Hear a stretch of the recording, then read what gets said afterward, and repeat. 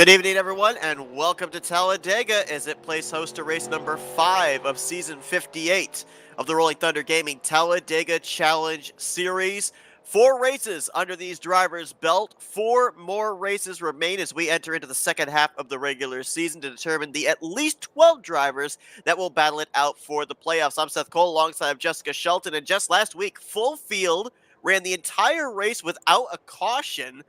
Here tonight, though, we're kind of back to the track that the drivers are more familiar with. We've run Talladega week after week after week for, 57 seasons now. So does the aggressive level ramp up again here tonight? And do we end up not seeing another caution-free race for a while? I highly doubt we're going to get to that point. I think we're going to have some cautions tonight because, we've had this incredible season start. We've had unfamiliar faces in victory lane. We've seen Doug Hewlett go to victory lane, John Godfrey go to victory lane. We saw Keith Hughes get a win by default due to the last moment penalty that happened. But finally, we see a familiar face, which was Josh Metallic. The question will be, is this going to repeat itself? Or are we back to where we see familiar faces back in the victory lane? They have no choice but to get in. We've got drivers on the outside. We've got Seminara, Despirito, Mark Paglia. I'm not sure where Grant Wesley is, but we haven't even seen Grant Wesley in victory lane. I think he has a podium, I believe, at least one. And we've had so close for Novsker getting in. We've got Jeremy Jeffries. Where's Brian Schilling? Where are these guys at? They're not in the podium hardly now. I mean, we got Novsker. I think he got one podium last week. But, I mean, it's like these guys, their time is running out to move up, son. Yeah, and a number of those that you named off, yeah, they're running up inside of the top 12 in the point standings, which is enough to get into the playoffs. But we know these drivers. Every time that green flag flies, they want to be the first one back to the checkered flag. And you brought up an interesting point there, too, because with the Metallic victory last week, it's a wondering if this is going to be the kind of changing of the guard. Of the first 3 winners we had this season, only 1 win between all 3, and that was John Godfrey's former win back multiple seasons ago. Metallic, the first former champion to go to victory lane. So you have to wonder if we're going to see the Wesleys, the defending champ like Schilling, Despirito, Seminara, McClure, drivers that we know have won a championship trophy in the past, if they're going to step up, because we've seen it before. Season after season after season, a lot of our championship caliber drivers, we see them run into some issues in the early going, but when the pressure's on, that's when they seem to perform at their best.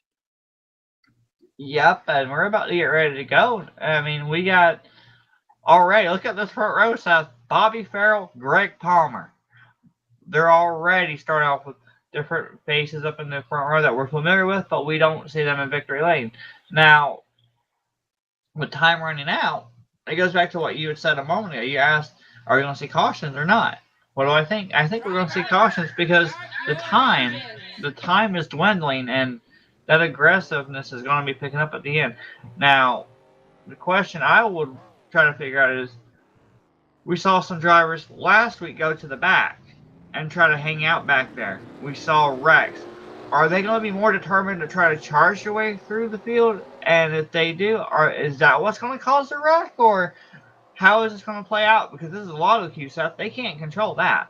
And that's just the beauty of super speedway racing, because we come into these races with more questions than we do answers. And even when we get those answers at the end of the race, we usually build up more questions on top of that. So it's going to be a lot of fun to see what happens in this 66-lap event. As you alluded to, front row, chance for maybe a third first-time winner in their career here in the RTG Talladega Challenge, with Bobby Farrell and Greg Palmer sharing it. You've got row 2 with Bernie Mobbs and Joe Despirito. Row 3, former winner Doug Hewlett and Billy Elliser. Richard Martin, Jeremy Jeffries back in row 4 with the inaugural winner on the season, John Godfrey, sharing row 5 with Tim Novsker, who had that podium finish last week. David Cannon, Kyle Lawson, their row 6. Terry Bombard, Wiley Coate, row 7.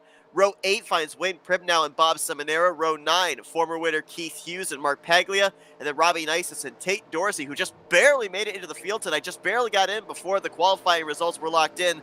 They're going to be the completion of the top 20. Cy Jones shares the 11th row with Cody Lamas, making his second career start tonight. Grant Wesley, he's going to be in row, I believe that's 12. Yep, 12 with Tom Dixon. Row 13, Donnie Garrett and Josh Metallic. Row 14 finds Bob Dixon and Kelly Causey. Glenn Harris, he shares the top 30 with Jeff Crivello.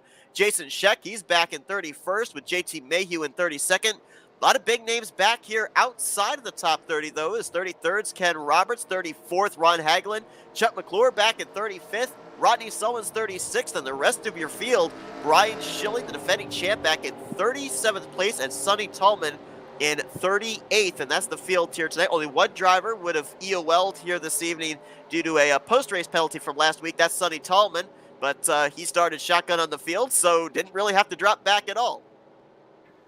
We're about to get ready to go green here, Seth. I mean, we saw that high side move, that middle line move, that bottom move at BSR. We know this is Talladega. We know that middle line is where you want to be at. The question is, how anxious are they going to be going 3 wide right off the bat? We'll find out. We just got the green flag, and here they go. They're going to storm in turn 1 side by side.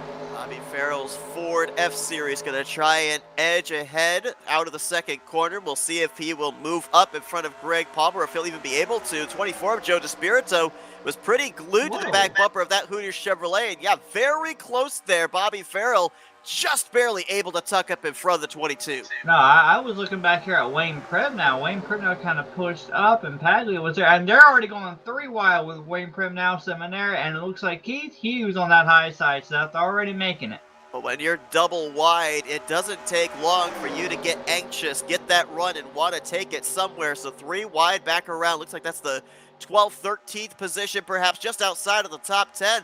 As Bobby Farrell in that U.S. Air Force number 92, he's going to lead lap number 1. It's Bernie Mobbs trying to head the inside line. As you mentioned, Keith Hughes, former winner, high, wide, and handsome with Donnie Garrett on the top side. Well, remember when we had that interview with the acclaimed winner at that point, Donnie Garrett, they said they worked really well together, and they were willing to help each other out pretty much the whole time. Now, Keith Hughes got that win. Makes you wonder. They did mention that, hey, Keith Hughes might help Donnie Garrett back. Oh, there's a wreck back here. Caution's going to fly for the first time. The 38. Oh, side Jones upside down. Jeff Crivello and Bob Dixon. Tom Dixon involved. Billy Elliser, Crivello. There's the 54 of Robbie Nisus. I don't know. Here's the 26, Billy Elliser. Caution out for the first time here tonight.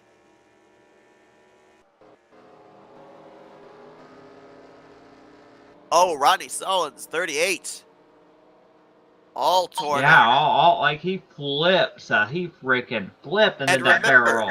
We talk about the luck of the random draw with qualifying. Rodney Sullins, who came into tonight second in points, lost the points lead to Joe DeSpirito last week.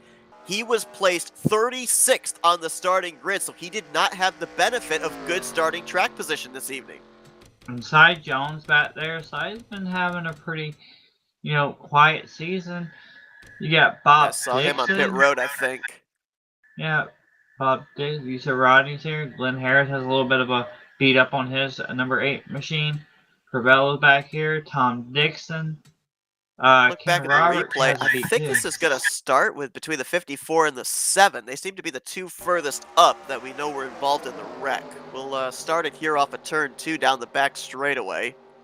I wonder if maybe there was just a big checkup on the bottom. Because it looked like they went from the bottom right up, like something made them slide all the way up, Seth. Oh, yeah. It almost looked like the 54 of Robbie Nisus, like he lifted maybe a little too much going into turn 3, left about a half lane open for Cy Jones, who I don't think was expecting the 54 to check up that much, and then he gets into Robbie Nisus' left rear quarter panel, sends him up the track, and then for all those drivers that were in the middle to outside groove in the latter half of the field, they just had nowhere to go. Take a look here, focus on the 38 of Robbie Nisus, and we'll take a couple of onboards here as well. And Roberts in the 55, let's see, yep, he was involved. Glenn Harris in the 8 was involved.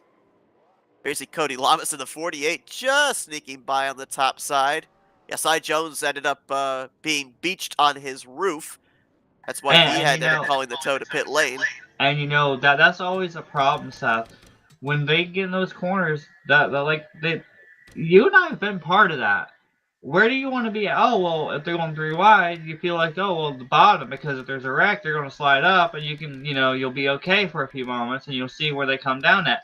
But when that bottom is all jammed up like that, you got to check up, but you also got to be mindful of the person in front of you, knowing that they're going to have to let off, and then that person will have to let off, etc., all the way back. And at that point, it just becomes an accordion effect, and you just can't help it.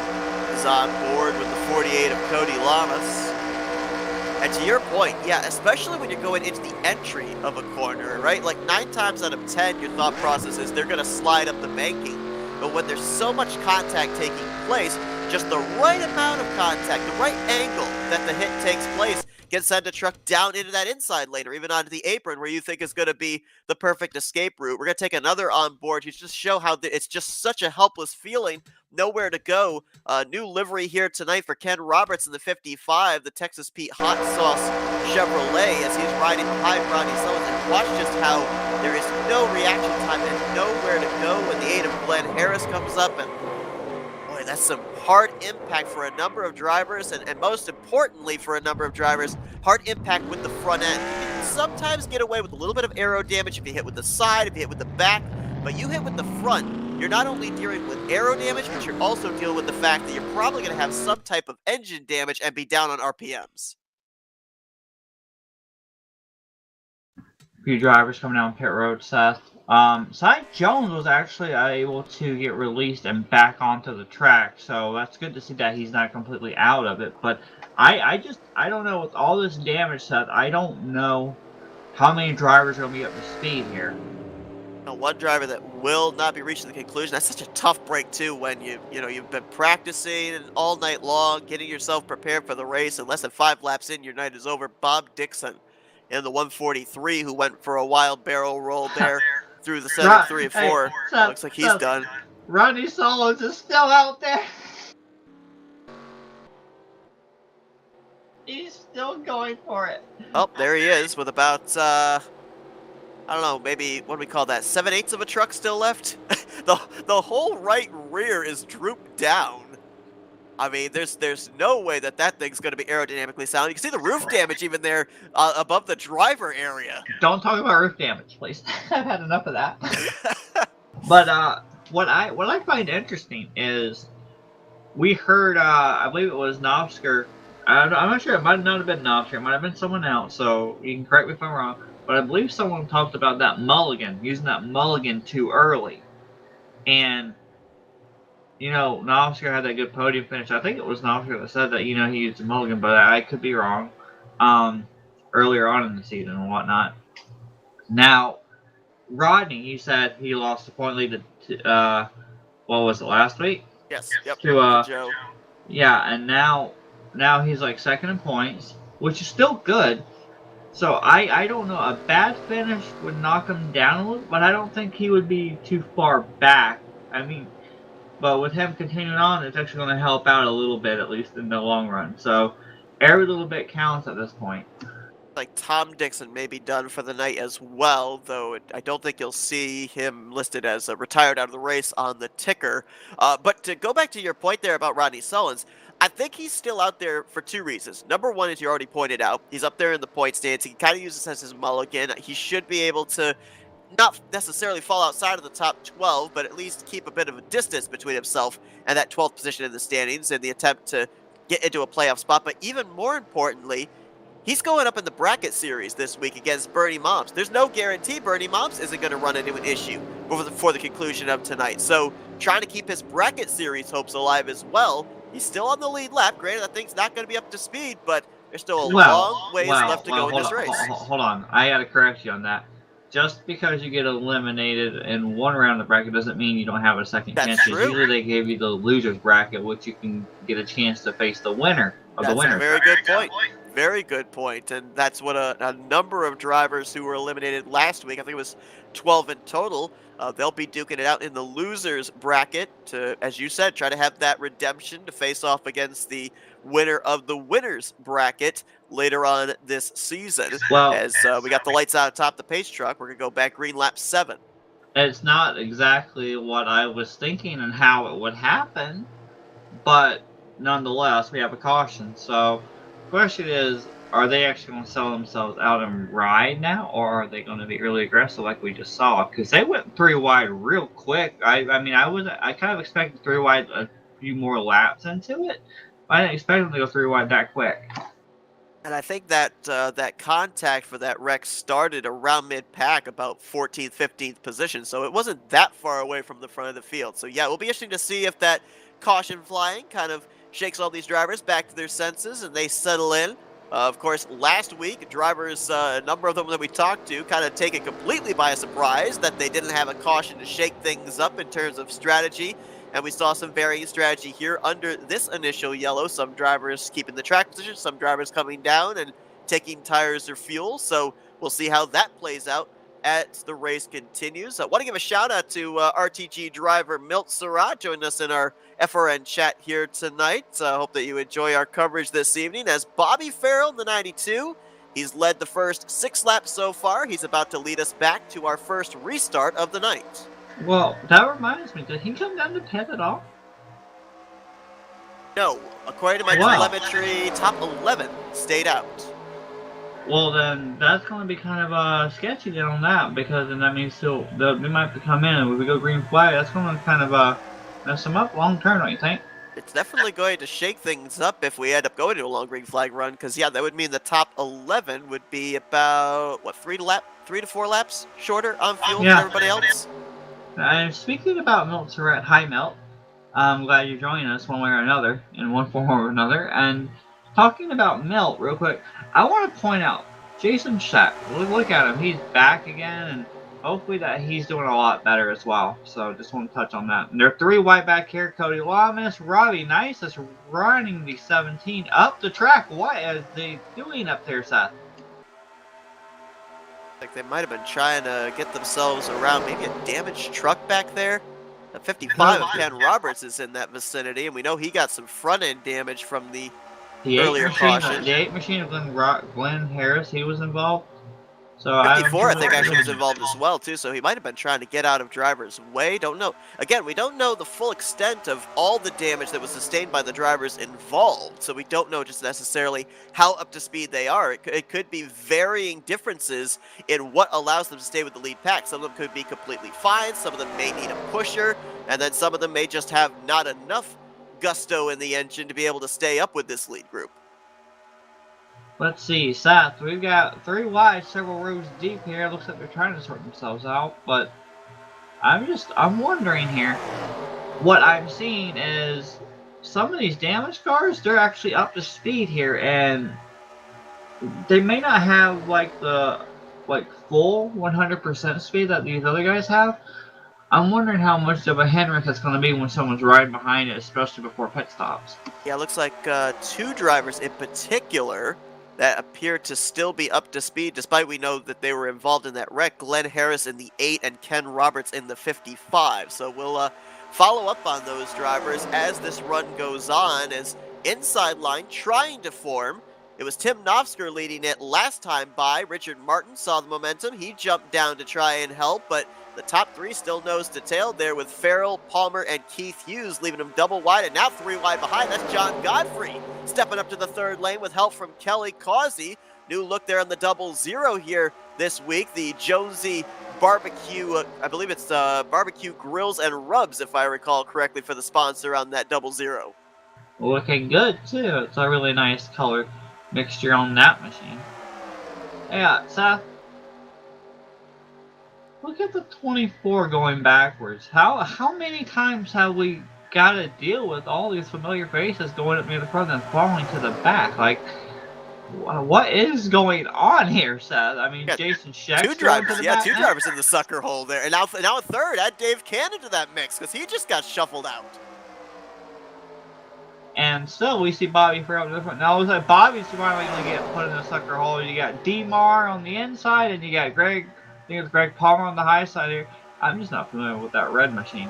And then now Nofsker has shown back up in this top group. So that's going to be a thought process there, because we know Nofsker, he wants to win. He's been close, kind of got laid out on that issue of the second race at the first race at BSR, which was the second race we had, I believe, and then we finally got that podium last week, and he wants more. Yeah, there were a couple of drivers that we had highlighted during the first half of the regular season that did not get the start that they wanted, and we were wondering if they were going to be able to kind of counter that here in the second half of the regular season. I think that the road to recovery, if you will, started last week for a number of them. Tim Knopfsker with that podium finish. Chuck McClure had a good run. So too did Mark Paglia. They gained anywhere from 5 to 8 spots in the standings for those 3 drivers. So trying to follow that up here is, man, things getting a little dicey up here at the front. A lot of bobbing and weaving off the corner there. 3 wide. Here comes Ken Roberts on that high side, getting a huge shove by Doug Hewlett. Look at that run he's getting. That says to me the 55's all right. If he's able to lead an outside line, we saw when we were on board with him, he took a pretty good shot to the front end into the back of Rodney Sullins. But normally, if you've got front end damage that's going to have you slow, you're not able to lead an outside line. So I think that 55's all right. Now he's got Causey jumping up there, and here comes Keith Hughes. One thing that is so strange right now for me, Jess, is we talk every single time we come here to Talladega about that middle line being that preferred line, it seems. That seems to be where the momentum is. But here tonight, that middle line has taken on a new aspect, more like the traditional sucker hole that we're used to seeing. Yeah, and it's usually like, if you're side by side, most of the time you'll meet that middle line. If that high side starts forming, that high side's probably going to go for a while. Then they're going to go 3 wide. Then that inside line is going to be where you want to be at. But it just depends on the driver, you know, on the inside line, because you've seen it with me before. I'll go in turn we got 1 a or caution. 2. Sorry to cut you off. We got a yellow flag. I'm not certain what for. I did see the caution lights on there. Rodney's back here slow. He might have blown up. I don't hear hardly anything from that you're machine. absolutely right. That's a good call. You see the black smoke from underneath the Black Rifle Coffee Chevy Silverado. He tried to run it out as long as that motor would have let him. And, he tried. It ran for about 5.5 laps. They're all scattering on the backstretch. Ooh. Anyway, but what I was saying was, it's like, you've seen it with me. Whoa. We got a spinner. Is that Bobby Farrell? Oh my gosh, there's a couple more drivers involved. That was Wayne Pribb now, and I think that's Ron. No, that's not Ron Hagelin. That's Doug Hewlett, the 23. Well, what exactly happened? You talked about them spreading out there, so I thought they'd be all good. But someone made contact with somebody, and it had a domino effect. So we'll go first and take a look at the engine going south on the 38 of Rodney Sullins. Then we'll take a look and see what happened there under the cool down. Yeah, I wonder how much damage the 14 got off of that one. 23 had left side damage on the driver's side door, I saw. Not certain exactly what the extent of the damage is on the pole sitter Bobby Farrell. They had actually just gotten around Rodney Sullins. It's actually a miracle that the engine let go after the field had passed him, because if it had happened when they were coming up on him, it could have been pretty catastrophic. Some of these drivers that stayed out are getting a reprieve coming in this time. Here you see the 38's engine. Black smoke pouring from underneath. So Rodney was trying to see if he could log laps, maybe be able to best Bernie Moms tonight, but it looks like the 38 will be moving on to the losers bracket next week. Cy Jones will get a lap back, that's for sure. I believe Cy was the only driver 1 lap down, so he would get the free pass. 10 laps down, but I don't know if he's actually out or not. I believe Tom Dixon is out of the race. I don't think he officially retired, but I believe he has disconnected. So that does get scored as a DNF. It's just not, unfortunately, going to show up that way on our scoring. And let's see if we can pinpoint what happens here. Let's follow the 92 of Bobby Farrell. Oh, it almost looks like a little bit of netcode there between David Cannon and Bobby Farrell. And Doug Hewlett, Wayne Pribb now, maybe Robbie Nisus and Billy Ellis are getting a little bit of that there. We call it gap whack over in iRacing, and that's what it sort of looked like there. No, you know what it is? It's Dylan Young and NRL Flying. Let's take a look from the helicopter cam to see if there was indeed any space in between those two trucks. Cannon's the orange 3. the closing rate, and yeah, it's strange hitbox. While it visibly looks like there shouldn't be contact, there was. Ken Looks Roberts in like the 55 was actually in that too. Looks like Wiley Coates kind of going to the back, so he might have gotten an EOL on pit road on that one. Brian Schilling, he got hit from behind by Brian somebody. Schilling. Oh wow. Yeah, I'm sorry, Seth. You were saying it while I was saying. Great minds thinking alike. I don't know about great minds, but okay. So we got a couple more drivers coming down pit road this but, time. But what I was going to mention was originally what I was mentioning about Dylan Young was I was thinking it was funny because 9 times out of 10 I always get after him about the when they give the caution and the offline the AI goes right up. It's like distance, and they just ran into each other. Oh, the stack up. Oh, I hate that. I hate that with offline racing. But I mean, I've I scrapped know offline racing when they do that just because it annoys it's me. a different story here though. But anyway, going back to what we were discussing before the caution came out was that inside line. Like I said, it depends on who's on that bottom 3 wide because not only they might have damage, they might have a different setting, but also if you ever notice with me off of turn 2, I would push up. And I would always have to angle my trajectory. I would have to kind of come up a little bit, like a little half a lane to a full, almost a full lane higher than that yellow line, in order to set myself up to a trajectory to where I could run down off of 2, so I wouldn't push up half as bad. So they're probably also having to figure that out about what line, how their trajectory is coming into that corner and coming off of that corner. So. And when you got that, that also causes, well, we got to back off. I don't want to go too low. I don't want to turn this person. And then the guys on the high side have to back off because they're afraid they're going to get hit on the inside. And it just depends. We see each line move constantly through this whole race. We got the middle line wanting to dominate, then 3 wide. The bottom wants to be superior. I mean, Seth, I don't know what line we're going to see move more or less. I mean, it seems like it's that middle line, but that high side's been showing some promise.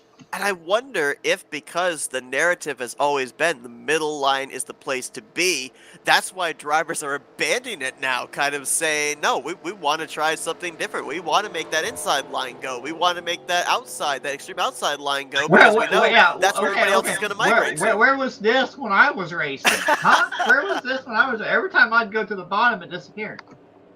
Oh, man. See, Joe's there up on the top. He's going to get that lucky dog. Primno got himself a lap lead, so he'll be dropping to the tail end as he comes down to pit lane. That'll turn the lead over to Tim Nofsker, who's going to lead his second lap of the night. Did you point out that Sheck retired? I did not. Yeah, Sheck apparently retired. And I'm looking now, yeah, telemetry showing that. Not certain all what happened there with the 44. But looks like he will join Rodney Sullis, Tom Dixon, and Bob Dixon in the garage. I'm going to look and see if Sheck had an issue, okay? All right. So right now, with Cy Jones getting back in the lead lap, we're going to have 33 drivers all running and on the lead lap at this point in time. Everybody should be on the same sequence in terms of fuel now, as drivers that didn't pit under the first caution came down pit road, and then everybody that had pitted under the first yellow also came down. Had a couple of drivers, looked like came down, topped off the fuel tank here at the 1 to green indication, so that might be something to follow up if we get into a long enough green flag run for some green flag pit stops. But the way they'll line up for the restart, it's going to be Tim Nofsker, the leader, Bob Seminara in second, Bernie Mobbs third, Greg Palmer fourth, Richard Martin will complete the top 5, then it's Kelly Causey sixth, Keith Hughes 7th, Donnie Garrett 8th, John Godfrey 9th, and Bobby Farrell, the pole sitter, is going to complete the top 10. We're going to be getting back green with it looks like a total of 49 laps to go here tonight at Talladega.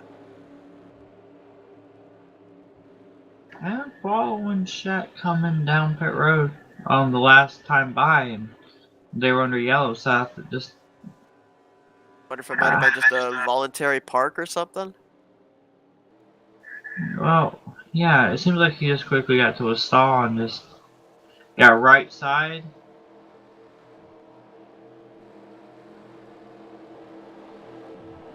Tough break there for Jason Scheck because he comes into this race. We've already documented the No, issues he he's got had. 4 tires. So I'm trying to figure out what happened here. Try and see if we can come up with a conclusive answer on that. An early night for driver 44 as Tim Nofsker had that podium finish last week. Trying to double down, get another podium finish, or even a victory to lock himself into the postseason. Is going to lead us back to the start-finish line, and we are back underway here at Talladega Superspeedway.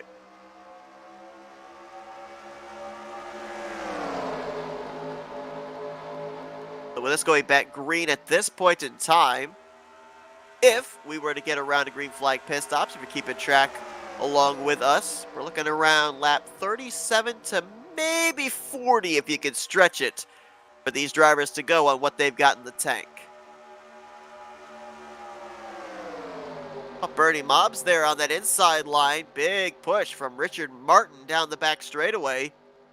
He's going to edge ahead by half a truck length off of turn 4, and we've got a third line forming already.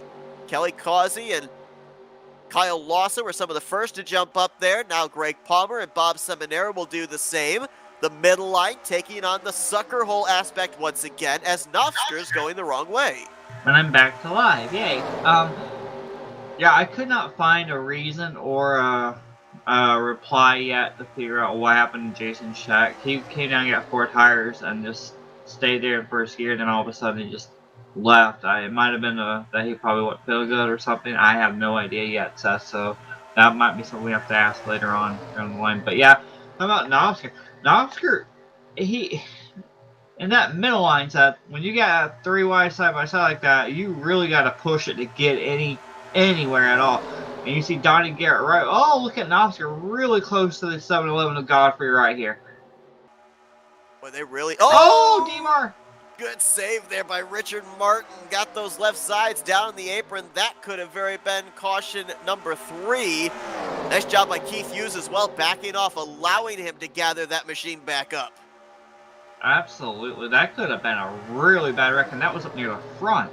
And it was in one of the tougher places of the racetrack to avoid a wreck right there in the tri-oval as well. You talk about the inability to kind of gauge where trucks are going to spin. The tri-oval is the sketchiest place of all. Yeah, and you know, how many times have you and Michael alluded to the issues in the past seasons where that tri-oval has been really gotcha? Yeah, especially with the fact that, you know, as we always talk about, the trucks are at their lightest. You're turning in that area. You have a truck behind you, make contact, more than likely you're going to spin out, even if it's a square bump. And how about this at the front? I don't think the 2 cautions had them settle down at all. We're 3 by 3 by 3 all the way back through about the top 25. At the last 3 wide that I'm seeing back here with that pack has to do with Hagley in the middle here. And then a couple rows back, you got Ron Haglin and William Prim now, which they seem to be able to get through and away from that. But Seth, what I am sensing is a lot of urgency now. Yeah, definitely. Kelly Causey going to lead that 3rd lane. They got the best momentum down the backstretch. I thought he was going to clear, but here comes the middle and inside line powering back. And look at the 3 drivers you got up here at the front. You've got Bob Seminara, former champ, Bernie Mobbs, who I believe his last playoff appearance was back in season 56 when he ended up winning the regular season finale. And then Kelly Causey, he's made the playoffs, I believe, for the he made the playoffs 2 seasons ago, just barely missed out on making the playoffs last year. Former winner in his own right. So you know, we talk about maybe extending the streak to 5 different winners this season. You got a cornucopia of drivers up here that can fit that billing. This is really making me nervous. You got really good drivers. You got like really good drivers on that inside and the high side and the middle line here. And with them all battling, you know they're going to kind of like go a little bit low. Keith Hughes on the apron just slightly a bit. But, you know, these guys, they're going to sit there and they're not trying to be disrespectful, but they're kind of like pinching, trying to keep their line moving. Because the lower you go, a little bit more pressure, they'll back off, the middle line will get a little bit of a run, etc. Back and forth on that. And at the same time, all it takes is one little issue. We saw DMAR almost lose, and we saw Keith Hughes on the apron off in turn 3 and 4. I mean, Seth, this is just really tight quartered racing here. And all it takes is one little push up and one little apron hit, and then it's chaotic. And so far, they're able to hold themselves together. And this is what RTG is all about: really good aggressive driving, able to save it, able to keep it going, but at the same time, be really patient. But they don't look like they're being patient anymore. And also, it's interesting you bring up what we saw happen with the 43 of Richard Martin, with the 82 of Keith Hughes. While those were great saves, with, as you mentioned, everything so close together, something like that, a wiggle, a having to lift, can have results that take place a little bit further back in drivers reacting to what they see up ahead. So while it may not necessarily be something that is going to cause contact that leads to a caution, it could have something that follows up with drivers reacting and causing a yellow flag. Yeah, so I mean, that's something that these drivers have to keep in mind too. Is you want to pinch, you want to get that side draft, but you want to have an escape route too. You want to give a little bit of room just in case something happens up ahead of you. And that's something else that these drivers have a lot of. They have a lot of trust in each other. They may not be best friends, and that's fine, but on that racetrack, they have enough trust in each other to sit there and say, okay, thank you for backing off enough not to run me over. And then you talk about back behind them, you can't really tell what's going on up there. So you see a couple of scatters, you see someone go to the apron, your reaction is brake or go to the high side, and you're not trying to cause a caution at all. It's just trying to be respectful, not to run into someone or screw someone else over. And that's a lot of trust and a lot of respect they give each other, whether they like each other or not. They do that. Kyle Lawson, saw him swap from the top down to the inside along with Grant Wesley. They're going to lead the inside line. Chuck McClure made the dive from third down to the inside line last time through turn 3. Paglia, wow. Paglia forced himself in that hole between Ken Roberts and Joe DeSpirito back here. He said, I ain't going back no more. Now, I'm not 100% certain. I don't believe Kyle Lawson has ever won a race here in the Talladega Challenge. We know that Ever since he's been back, since I've been racing, which was what, last season, season before, I think. Yeah. I have not seen him go to victory lane, but there is a chance he probably has gone to victory lane in the past. Schilling now comes to the back on the bottom here, in front of Mark Paglia. So now we're kind of getting it sorted back out side by side stuff, but that middle line still exists. We got like what, 3 drivers in that middle line? About 4 or 5 now, it looks like. Garrett, Nofsker, Palmer, Kelly Causey was edged ahead in that middle line, but now Kyle Lawson on the inside. You can correct me if I'm wrong, because I'm not 100% certain on this. I believe that David Lawson and Kyle Lawson are related. I don't know that one. Okay, but we do know that David Lawson is a former winner that in the Tally Challenge. That was the win, because David Lawson, I believe, is the one that's been here for a while in the past. I think he had a victory last year, if I recall correctly, last season. Yeah, he returned and got a victory not too long after he started, wasn't it? Yeah, I believe you're right. Talked about how it's been a while since we've seen drivers like Grant Wesley and Chuck McClure up here at the front battle for the lead, and here they are. Kelly and Palmer. And now Terry Bombard up there on the top side, 3 wide in the 10 truck. But to bring up to your point, look at Grant Wesley. He's trying to get himself back up there and saying, hey, remember me? Shifts from the bottom to the middle. Going to pick up Kelly Causey, and he might lead this lap. Oh, he's got the momentum for sure. So the 88 is going to get himself a lap-led bonus point. I noticed on that third line, mentioned that Terry Bombard's leading that. Last week's winner, Josh Metallic, is up there as well. We've documented about the fact, and I've asked every single driver this season that's gone to victory lane, how much of a load off your mind is it whenever you take the green flag for the remainder of the regular season, knowing you've got that locked-in spot, provided you stay in the top 20 in the points. And I think we're kind of getting a little bit of an idea of that. You see drivers like Doug Hewlick and now Josh Metallic. We've seen John Godfrey fight his way up to the front the last couple of weeks. They've got that added confidence to go out there and maybe ramp up the aggressiveness just a little bit more, do some experimenting on what they can do to slice their way through the field. I want to point out, they're almost 3 wide. They're trying. Top 27 drivers are like 3 wide all the way back here. And this makes me a little nervous, because look who's up there on the top side, the lower machine of Cy Jones. That means they're going to be 4 wide going through 1 and 2. If they can get clear on them, I think they're good. I don't see a problem with Cy Jones being there. I don't see No, Cy I don't Jones have an being an issue with issue. it either, but we've seen more often than not off of 2 and off of 4, the way that the track kind of narrows up and pushes Yeah, up a I little get bit what is you're tough to be saying. able to hold that 4 wide. I get what you're saying, but I think Cy Jones was too high up to be an issue at all. Now you got that No. middle line breaking up. Kelly Causey, Greg Palmer by themselves. Nofsker tried to jump up to the top side, but he's dropped back a couple spots as a result of doing that. So it is all inside line right now as McClure got his left sides down the yellow line, got a little out of shape. And Kyle Loss is doing a great job of keeping his front end glued to the back bumper of Grant Wesley there through the tri-oval. Not gonna lie, that's not a bad place to be. If you know Grant's gonna be up near the front, just stay with that 88 machine. Yeah, you might not get the lead from him, but you'll get a good finish nonetheless. So I want to point this out. With them going side by side, going up and down, they gotta be careful when we get to pit stop, because it looks like we're starting to get closer to that mark where they're gonna be, oh, we need to go to the bottom.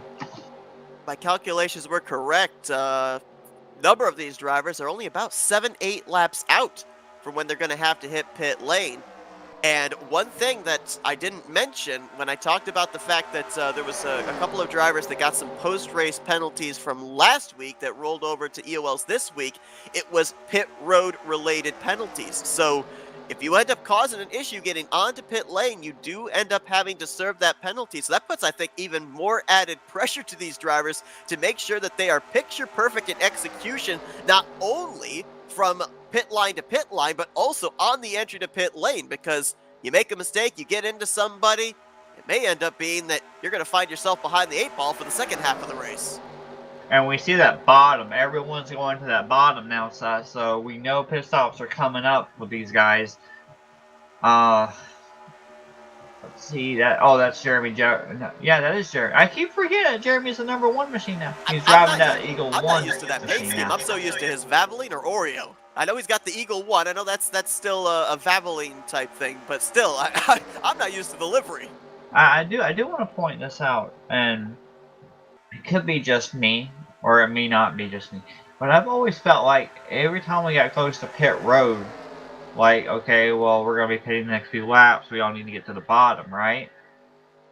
It just seems like that middle line comes out of nowhere and just comes all the way up to the front, because it seems like that inside line starts backing off so much. So I'm expecting whoever's staying out on this middle line to actually gain some spots here and get up near that front if they're able to. And I'm not 100% certain. I mentioned the fact that there were a couple of drivers that came down pit road under the last caution at the 1 to green to top off the fuel tank. I would have to assume with the drivers we see at this point in time pretty committed to that middle line, like Tim Nofsker back there. I think those are the drivers that we would expect to see the second lap as the second group to come down pit lane that may have come down and topped off those fuel tanks under the last yellow. Like Metallic Terry Bombard was also a part of that group there in that middle line. I'm trying to make out who that fourth truck was. That's Crivello. I know for a fact Crivello pitted at the 1 to green. David Cannon back there and Wade Primnow. We know that that Cannon stayed out and led a lap, but that was because he was serving a penalty. Did Bobby Farrell pit last? Yeah, he pit last time, didn't he? Yes, he did. Yep. As of right now, everybody is around the same fuel window. There's just about maybe 1 or 2 laps difference in there. Glenn Harris is on pit road, but that might just be based on, like, I don't know whether he's decided to come in a little early because he's got the damage, possibly. But he was up there in the pack. I don't know if he lost the draft originally or not. I was more focused on the actual field, so... He might have lost the draft, because I'm looking the last time by, he was running roughly about 1.5 seconds slower than anybody else in the lead pack. Oh, so, here comes Robbie Nisus and Ron Hagelin coming in. There's the 111. Got an early pit stall there.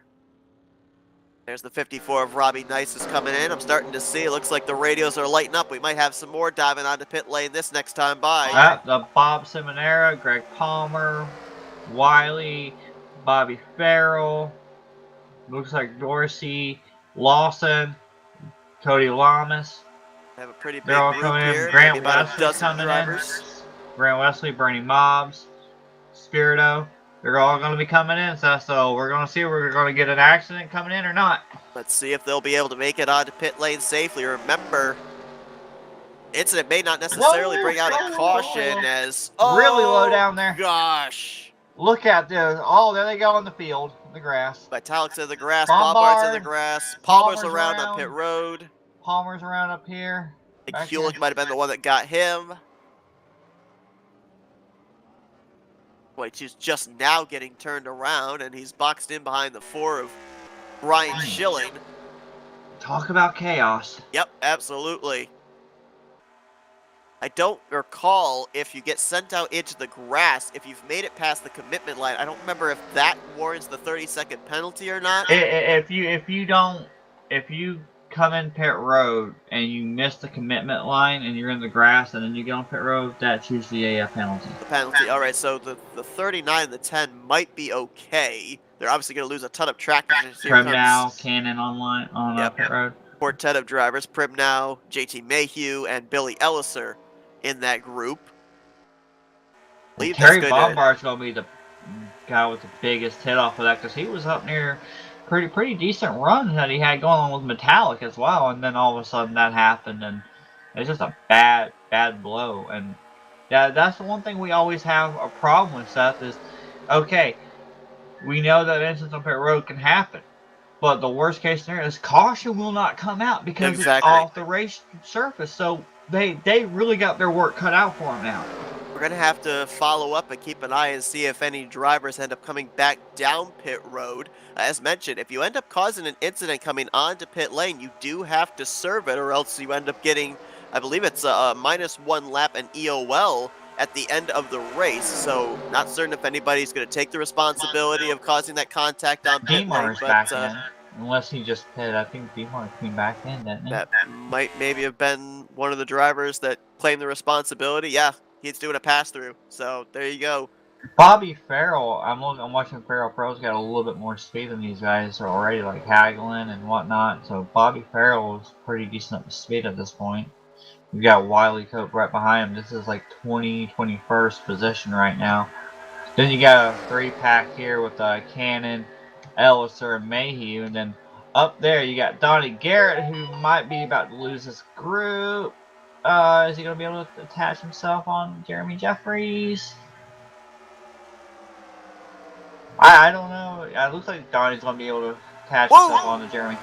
Well, he very nearly had a wreck right ahead of him. Yeah, you saw Pagli and Bernie right there. I don't know if there was some bumper grab or a bad bump going into the corner, but yeah, the 31 just shot up, and little trading paint there between the 28 and the 31. And then there's a 6-car breakaway up here of Schilling, Seminara, Lawson, the 88 of Wesley, 17, and the 088. So, and look at this. Look at Josh Metallic back here. I guarantee you he is thanking his stars he got a win last week. Right? I mean, just how important is it when you have 1 week later that issue on pit road, knowing you've already got that golden ticket into the playoffs? I mean, that's got to be such a weight off a driver's mind, especially when something like this takes place. Nothing of Metallic's own doing. He was an innocent bystander. He and Terry Bombard getting hit from behind, spun into the grass. You saw also the 22 of Greg Palmer. He also is on the tail end of the lead lap, but running by his lonesome. And yeah, you talked about it. Quite a number of drivers that were running up there towards the front of the field in Bombard, Metallic, Palmer, now hoping and praying that a caution comes out to save them. And this is looking eerily similar to what we had last week at BSR. Granted, last week we didn't have any cautions, but we only had, after the first or second round of pit stops, we only had about 6 or 7 drivers up in the lead pack. We've only got 6 drivers up in this lead group right now, from Wesley back to Schilling. Yeah, well, the fact of these guys kind of spaced out, it makes it a little bit better that we're probably not going to have a caution anytime soon, hopefully. But at the same time, Seth, I think we still got one more round of pit stops coming. Dude, that would be, I think... I'll be generous. I'll say that they'd have to make that final pit stop somewhere around 16 laps to go. There, give or take, or I'm sorry, not 16. Let's try that again. Let's try 6 or 7 laps to go. I'd have them coming to pit road in the next what, 6 laps or so. Yeah, they're not coming that soon. I've been watching to see about the lap times here. You've got a group of 5, as Brian Schilling seems to be detached from this lead group. Might be trying to fall back to pick up the 39 of Josh Metallic. Well, But then I was he watching. was with the group originally, and then it looks like he's doing this. He might. I don't know. Remember that we've He's talked trying to hook up about. the 39. Well, I'm just pointing out there have been times before in the past where we've seen driver and the last in line, kind of lose his draft somewhat. So that might be a possibility because it looks like Schilling's kind of closing back into a seminary now. But I've been watching, you've got that group of 5 or 6. They had this group of 7 being led by Bernie Mobbs. Now, the last time by, Bernie Mobbs, the lead truck, he ran about roughly 3/1000ths faster than the lead pack. We'll see what happens this time as they ended up losing Brian Schilling. They ended up losing Josh Metallic. Let's see if they start to reel them in. The last time they crossed the line, it was about 4 seconds. This time by, they gained about 400ths. So there's not much in it, but they are making gains. And this one pack, led by Bobby Farrell and Wiley Coate back here, they're about to run down 16, 15, and 14, which happens to be Pribnow, Elliser, and Mayhew here. So this other pack's going to be coming really fast to get by this group here. These 3 trucks by themselves are going to turn 3 on a 4. And I'm not sure they had good communication on where they were going to take that momentum. Farrell got stuck behind the 14. Wiley Coate went to go to the inside. Now they're all stacked up. So any momentum that bigger group had has been completely stifled. They got to try and get that energy back. And this racing side by side will not be helping them at all at this point in time. We know that. Not. Looks like Dorsey's a little bit iffy here, going which way. Looks like Dorsey wants to go to the high side or to the bottom. It's always a pain in the neck trying to figure out which lane you want to go with, Glenn Harris in the 8, moving up to the top side. He's off the pace. We saw him involved in the first caution of the day.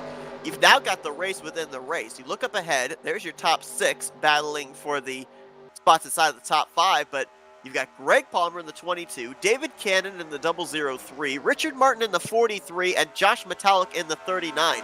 All 4 of these drivers are currently 1 lap down. Only 2 drivers can get the lucky dog if we get a caution. So 50% of these drivers are going to miss out on getting a free pass. That is if they don't catch any other drivers and put them a lap down.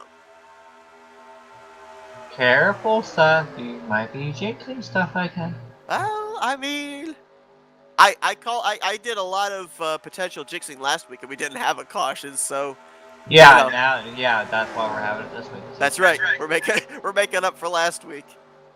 Well, I'm watching these drivers back here. Looks like Terry Bombard in the middle here. That's not where you want to be, Terry.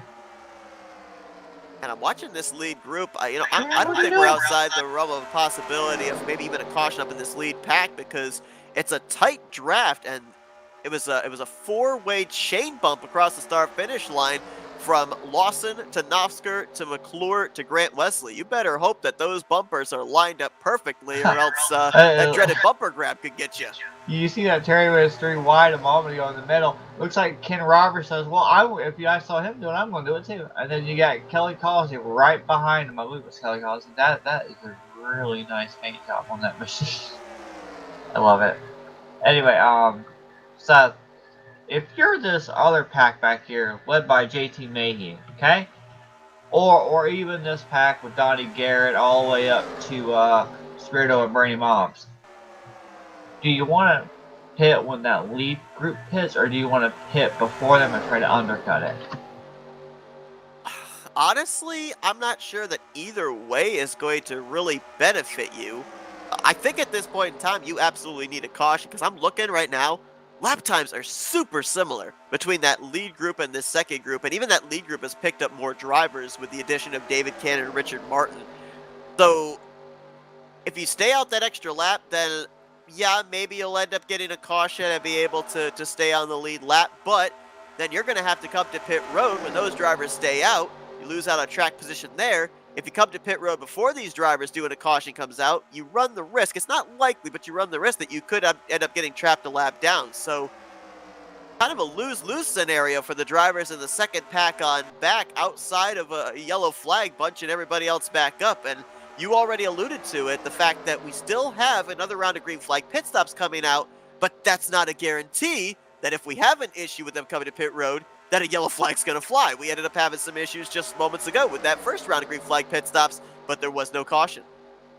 I'm just trying to go back to that one race. I mean, I know it was only one race, but I remember I was part of that group that had a huge run at the end, and we were way, way behind that lead group, if you even recall that. And all of a sudden, we had a huge run near the end of that race, with like less than, I think, about 10 laps to go. We were pretty far off. We were almost straight away back, and then all of a sudden, we were there at the very end, like about 5 or 4 laps to go. I'm wondering if that second group can get their P's and Q's together, and maybe that third group catches up to that second group, would they actually have a chance then? I do remember the race you're talking about, and if I recall correctly, the circumstances there, the second pack had more drivers, and the first pack actually started racing side by side, so those two things kind of aided in closing up that gap. The numbers game is not in the advantage right now of that second pack at all. I mean, this first group's got about double the drivers. What I'm saying, though, Seth, is look at that third pack. They have from 25th spot Cody Lamas all the way up to the JT Mayhew machine that's 14, right? Yeah, I don't know how hard it's going to be for this group here to actually have enough time to catch the 77 of Garrett. I don't know how they're going to do it unless they do get a caution. I see what you're saying on that behalf, but I don't know if there is a hindrance. Oh, there's a little bit of a bumper push there from Cannon and Metallic. I don't know if you saw that. Wow, but it's like I just don't know if that second and third group can get correlated to where they grab each other. But that's a lot of time that second group will have to back off, and that third group has to catch up to. Got Quentin Wainwright in our chat cheering on the 712 of Bob Seminaire. There you see he's having a solid day in the 5th position behind Kyle Lawson, Tim Knopfsker, Chuck McClure, and Grant Wesley. And it's interesting because we were talking at the top of the night, you know, when were we going to start to see, was Josh Metallic going to victory lane? Was that the start of the more familiar faces, the former champions being up at the front of the field? I mean, look who we got up here, with maybe the exception of Kyle Lawson, who's got more limited starts than the rest of the drivers inside of this top 6. You've got former champions in Wesley, McClure, Seminara, and Schilling, and then multi-time winner Tim Knopfsker, who was a playoff contender last year. Sorry, Seth, that kind of scared me. D-Mart was underneath Bones there, and it just really scared me for a moment. They stand right now, looking at the bracket series, a couple of drivers are in pretty good shape. Brian Schilling looks like he would displace Terry Bombard. Bob Seminara, an interesting battle this week with fellow Florida gang teammate Joe DeSpirito, but right now it would go to the 712. And Knopfsker this week going up against a guy that he's worked with quite a bit here in the past couple of races, as well as last season. That's Mark Paglia. Looks like he would displace driver 28 with where these drivers are currently situated at this point in time. We know that Chuck McClure is moving on. Bob Dixon, who he was going up against, he's out of the race. We also know that, I believe, who was it? Bernie Mobbs. Yeah, Bernie Mobbs is moving on after the early departure of second in the points coming in tonight, Rodney Sullins, and some more drivers up ahead that might go a lap down. That's, I believe, the 54 of Robbie Nice, the 23 of Doug Hewlett. Well, what I was looking at in that silent point was if these two drivers that are going to go lap down up here, if they latch on to this group here, I'm trying to think about this. See, now they're kind of getting a little bit racy with these lap machines, right? You've got D-Mar, Bones, Metallic, Palmer, Robbie Nices, and now Ron not Ron. Oh, they're pitting. That's what it was. Well then, Seth. Oh, that was tight there between McClure and Knopfsker coming on to pit lane. That was kind of interesting, too, because I wasn't expecting Grant Wesley to come to pit road this time? Because that kind of looked similar to something he did, was it last week or a couple of weeks ago, where he was leading the pack and then dropped back near the tail end of that Yeah, run. and he lost a ton of position. He did. And so I thought he might have been doing the same thing here, but no, maybe McClure just kind of caught him out there with that traffic that they were catching. It was last week he did that. Now Bernie Mobbs in the 31 takes the race lead. Remember, Bernie, Joe DeSpirito, this was group number 2. We'll see if they're going to come to pit road this time. They should be able to go just a little bit further, but looks like they're electing to come to pit road this time, and well, 3 wide, almost 4 wide, but they all made it. Now it comes down to making sure that not only do you not make contact with any other driver coming out to pit lane, but that you also don't get hit by the speeding police, because it's going to be a lot more difficult to come back from a pit road penalty with 10 laps to go than it would have been earlier with 30 laps to go. Okay, now maybe if I can stop sneezing for like 10 seconds, that might help.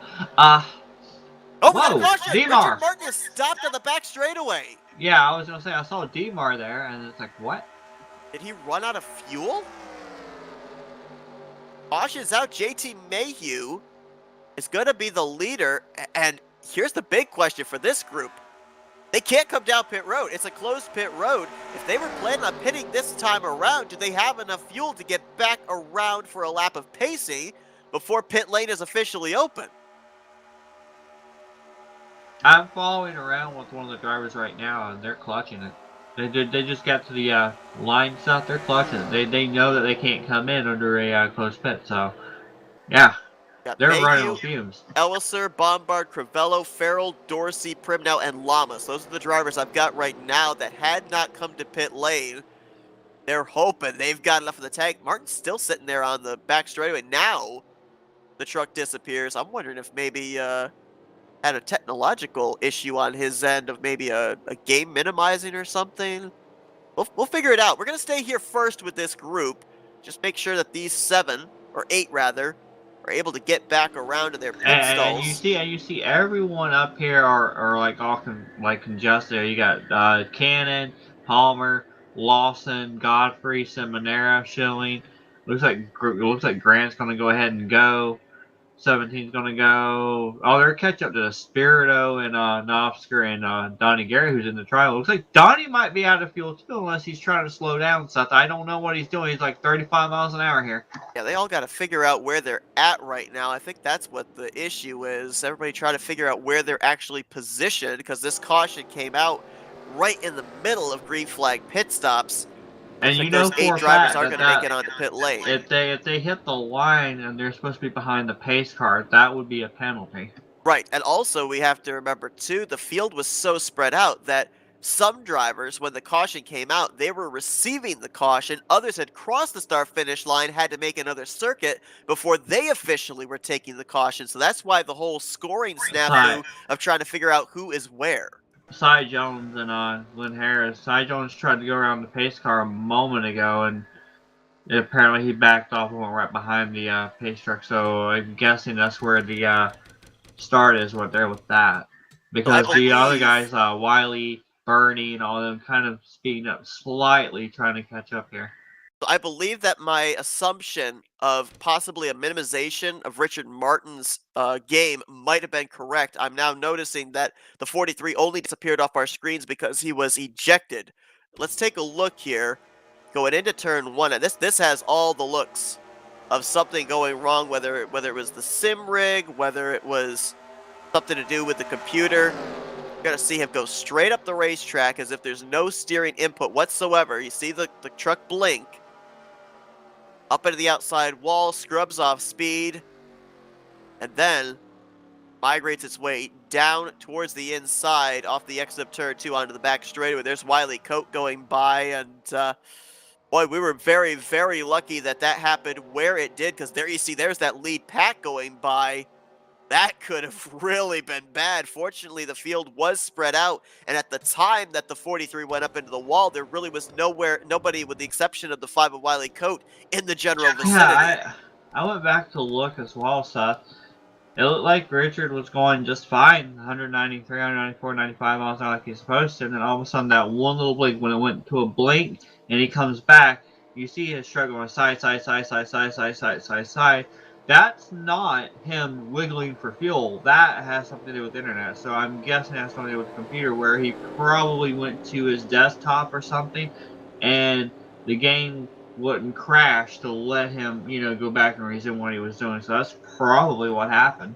I'm looking right now, and Richard Martin has manually disconnected from the TeamSpeak, so internet, more than likely, dropping the internet connection would have not been the cause. I think you hit the nail right on the head. Probably the minimization Because to desktop being the because issue. I remember quite a few times in the past, including one issue with me where he ended up wrecking me, but it wasn't his fault. It was his internet. It would just randomly go in the corner sometimes and just randomly disappear and come back and start lagging and warping all over. And what I'm guessing is it probably dropped him or something, and his game was still going, and it just hadn't registered that he'd fallen out or anything yet, and just locked up in that one position. So it's probably an internet issue, like we're saying. But look at this new group of drivers up near the front with only less than about 10 laps to go, Seth. Look at this group. Crivello, Bobby Farrell's back up here. Terry Bombard's back up here from having that little issue on pit road not too long ago. Billy Elliser's back up here. Mayhew, Tate Dorsey, Keith Hughes, our previous winner. Cody Lamas is now here. Wayne Prim now. Then we get Despirito, Jeffries, Godfrey, Nosker, and then the rest of that big old group back there. I mean, we have a chance for another first-time winner, but we also got Keith Hughes sitting there too. So, when we ended up having the Doug Hewlick victory, it came down to the timing of a caution and the positioning of the 23. You talk about the landscape of our entire top 10 changing here. These were all drivers that were planning on pitting one lap later than everybody else. Got the timing of the caution, and it could translate into a victory for them here tonight. But there's going to be some hungry drivers just outside of the top 10. They're going to be trying to gun back to the front. Looks like David Cannon and Robbie Nisus, they were the two drivers first one lap down.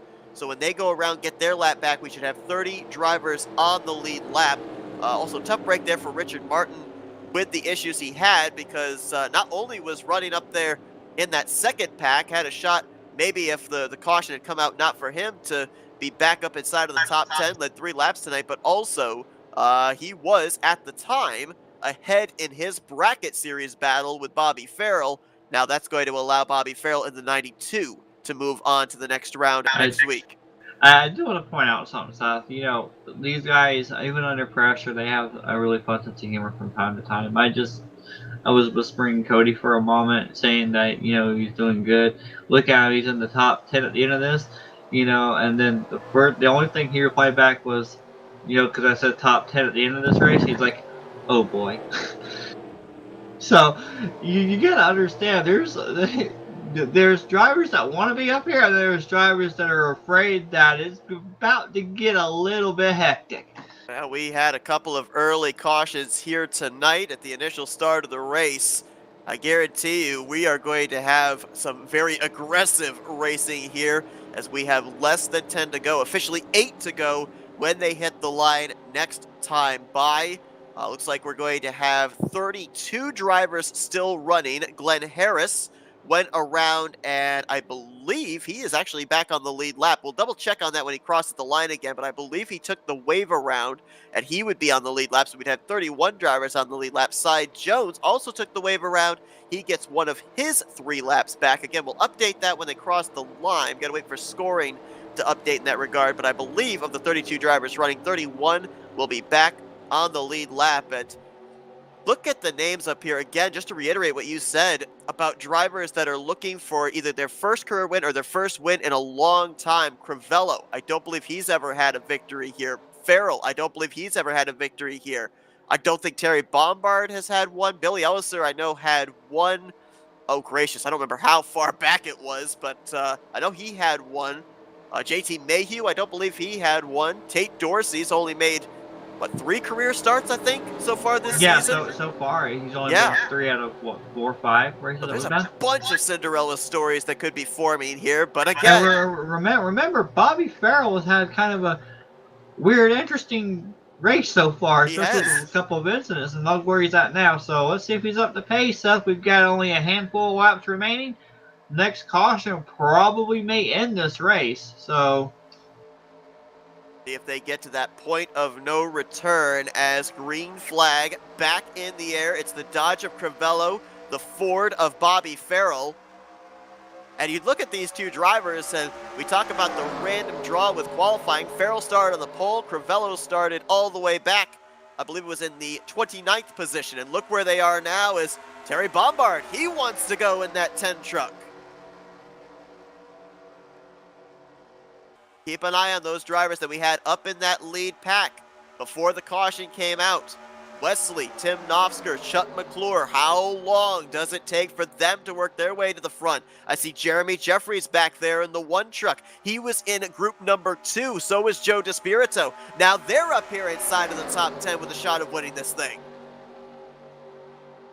oh, looks like somebody's over with the 48. Surprise, surprise. 3 wide, several rows back, Seth. The high side wants to go somewhere. Cody Lamas leading that top side. Keith Hughes on the bottom in the 82. He's got Wayne Pribb now with him in the 14. Like maybe that middle line starting to get abandoned a little bit there. They see that 3rd line coming. I thought Bill Yelliser might jump up in front of Cody Lamas. He did not. Now it's 3 wide with himself, Hughes, and Lamas for the 5th position. Top 4 right now, single file, clear in that middle lane. If a llama wins, I don't know what to think here. There's Jeremy Jeffries on that bottom side. Jeremy wants to get back in the victory lane bad. He can't stand it either. But I don't know if they're really done with all this aggressive moving around yet, Seth. Oh, wow. Cody Lamas, I think he had a rear deck lid completely full of Chuck McClure. It got him a little loose through the tri-oval. Now Farrell jumps up to pick up that outside line. Everybody picking which line they want to be in, hoping they've got the right one in terms of momentum. Look at Wayne Pribb now up here, Seth. Biting and clawing on that inside line as a couple of drivers slicing and dicing further back to Spirito from middle to bottom. Mobs from bottom to top. Look at the outside line. It's going to be Bobby Farrell leading it. Oh, here, Seminaire on the inside. Caution out. Oh, it is. Definitely. Big wreck. Joe DeSpirito, Kyle Lawson, Ron Hagelin, Metallic, Harris. I don't think we've reached the point of no return, but as they race back, Crivello is going to lead by half a truck length. The caution comes out at the conclusion of lap 61. I think, though we have a lap car, I think we've got a 1-lap shootout coming. I don't think the race is official yet. Oh, and they're wrecking under this cool down. Billy Elliser and is that John Godfrey in the 7-Eleven going for a spin on the back straightaway.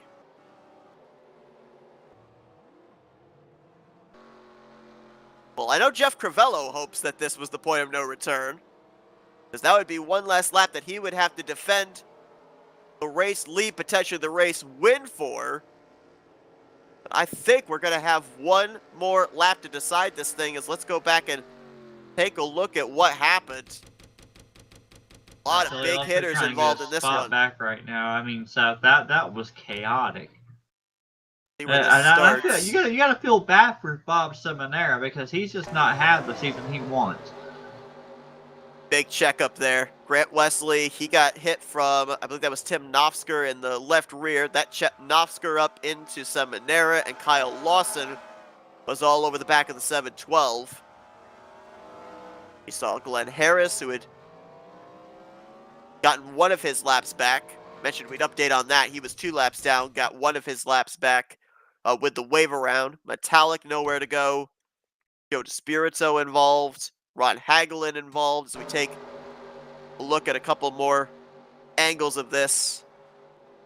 Again, kind of going back to what I had said around the midway portion of the race, it's not necessarily where the initial contact begins that is where the caution takes place. A lot of times it's follow-up and reactionary. Yeah. action that takes place that leads to the contact, that leads to the wreck. And that was the case right there. I mean, the wreck didn't take place until 4 trucks behind where the initial contact between Wesley and Novsker took place. And that was really, really hectic. And well, like I said earlier, you've got to understand that they're going to be checking up, and you got to be mindful of, okay, well, I can't run this guy. I got to back off. I got to back off. I got to back off. And then finally, the accordion effect happens because it doesn't reach that last person. You might be carrying a little bit too much speed or getting a bump at the last second, and it's just chaos. And so we have.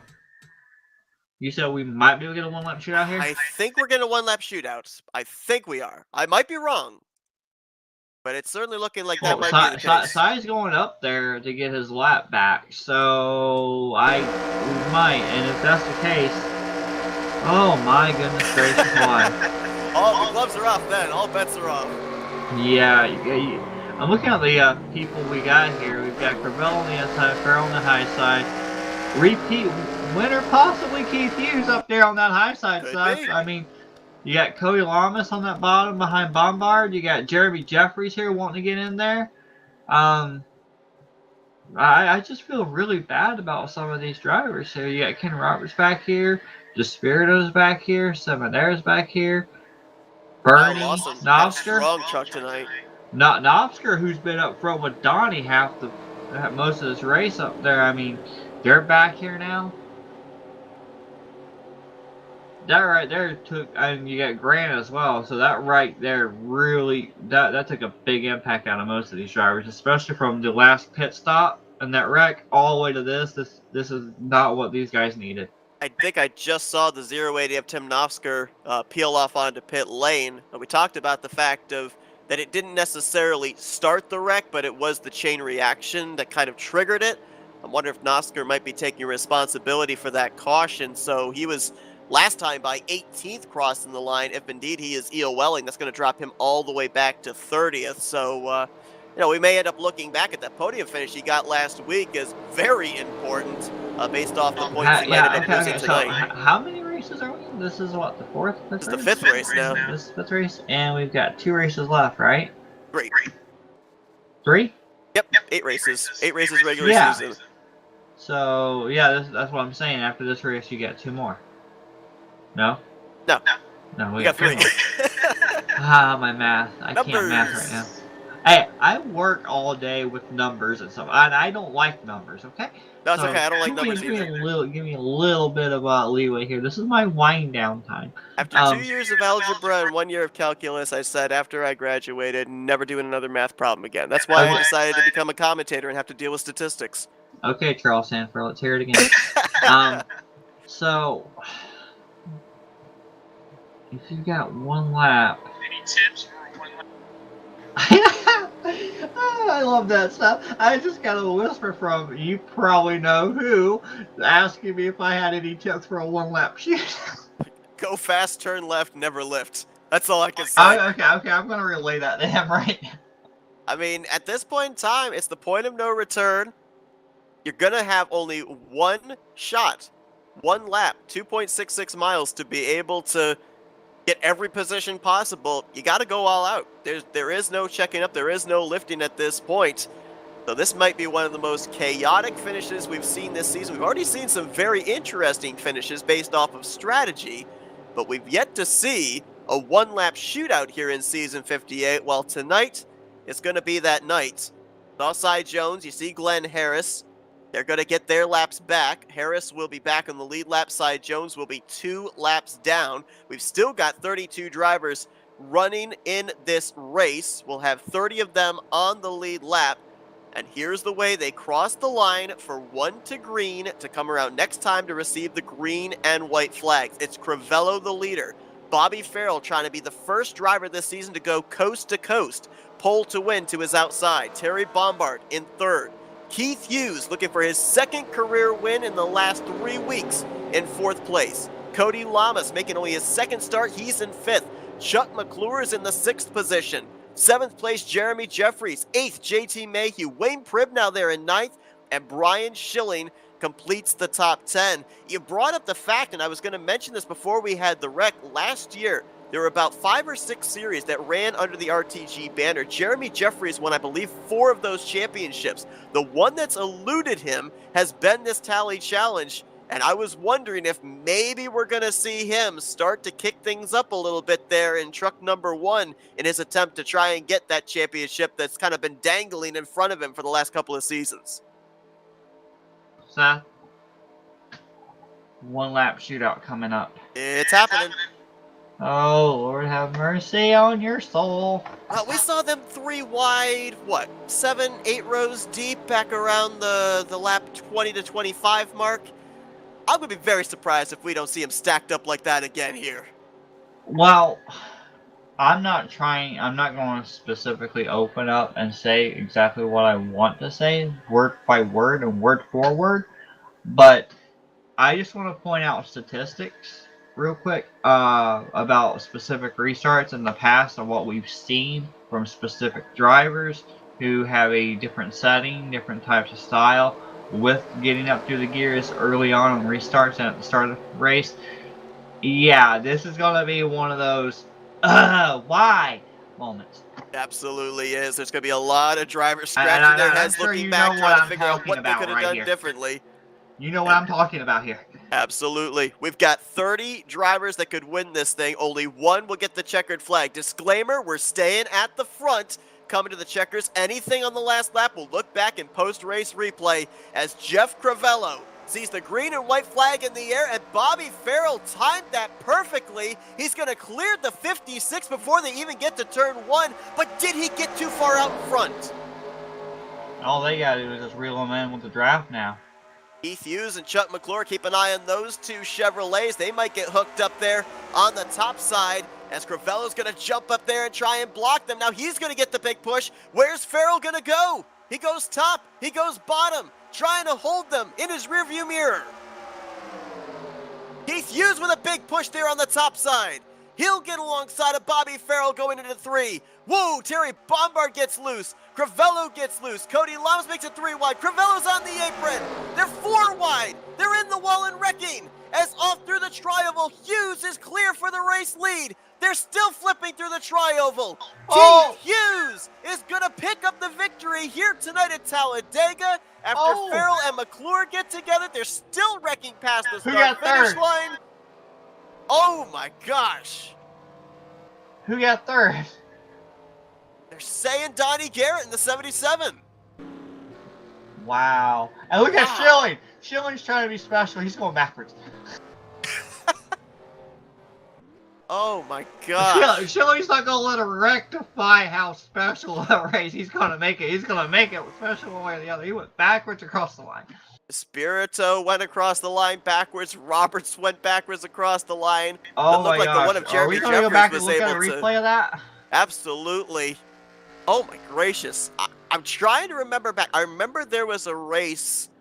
I want to say it was back in season 47, 48, where it took place at the very front of the field. And it was in the trioval. And almost the entire field was swept up in it. That had shades of that wreck because there were about maybe a half dozen trucks that were up and over. Maybe that's even too low a number. There may have been more than 6 trucks. Look at the replay here. Cody Lamas goes to the bottom. Looked like, not sure whether it was from Farrell or Terry, but it looked like Crivello got bumped, like bumper grab either from the front or behind or something, and it sent him down. He came back up though, and I'm not sure if that was the actually the cause. It was basically Crivello coming back up like that. And look at the mosh pit. Got Nisus, Crivello, Cannon, Despirito, Mayhew, Hewlick. Tate Dorsey throws it in reverse, and he flips the Timnofsker machine upside down. My goodness. Seth, Schilling, I Michael Jackson in it across the start-finish line. I have a question for you. Yeah. And this is like kind of asking. I mean, it's the last lap. There's nothing you would want to do more than just. Honestly surprised to see.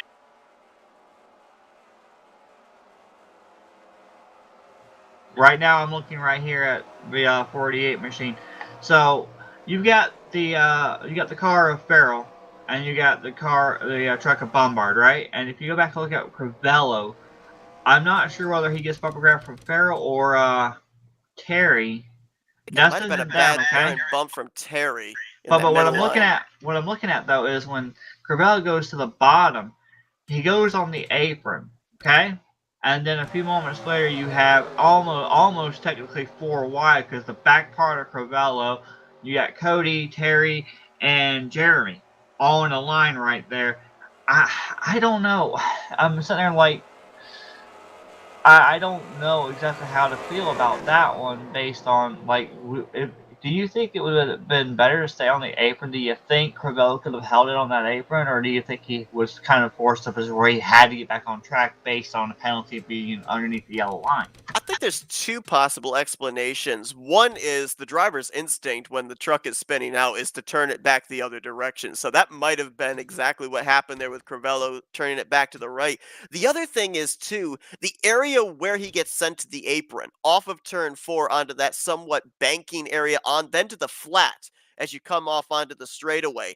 That might have also been what led to maybe the truck getting out of shape and shooting back up to the right. So I think it could have been one or the other, or maybe a combination of both things that led to that. I think that in that particular area of the racetrack, it'd be super hard to keep it down the apron of the racetrack there without it shooting back up.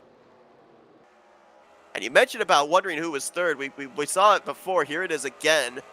McClure getting hit there by Bobby Farrell as they door bang back to the line. And Kelly Causey, Mark Paglia, they were battling in what was going to be for 4th place.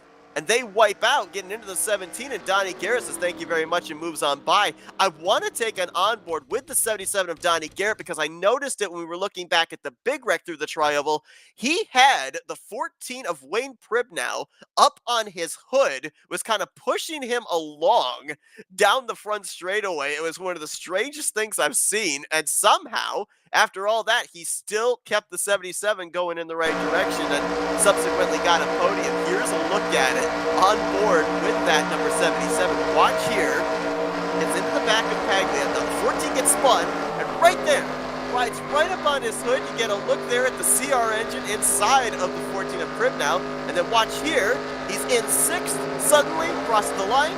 He's in 3rd place. That is nuts. And at that point in time, as I said too, you're not going to lift. You see the smoke, you see the carnage, you mash the throttle, you close your eyes, you hope you're going to get through. And that was the case, I think, for a number of drivers. I'm sitting here. Well, what I'm looking at right here, so I'm trying to do the math in my head here. Grant Wesley rebounded back to 11th, right? Yes.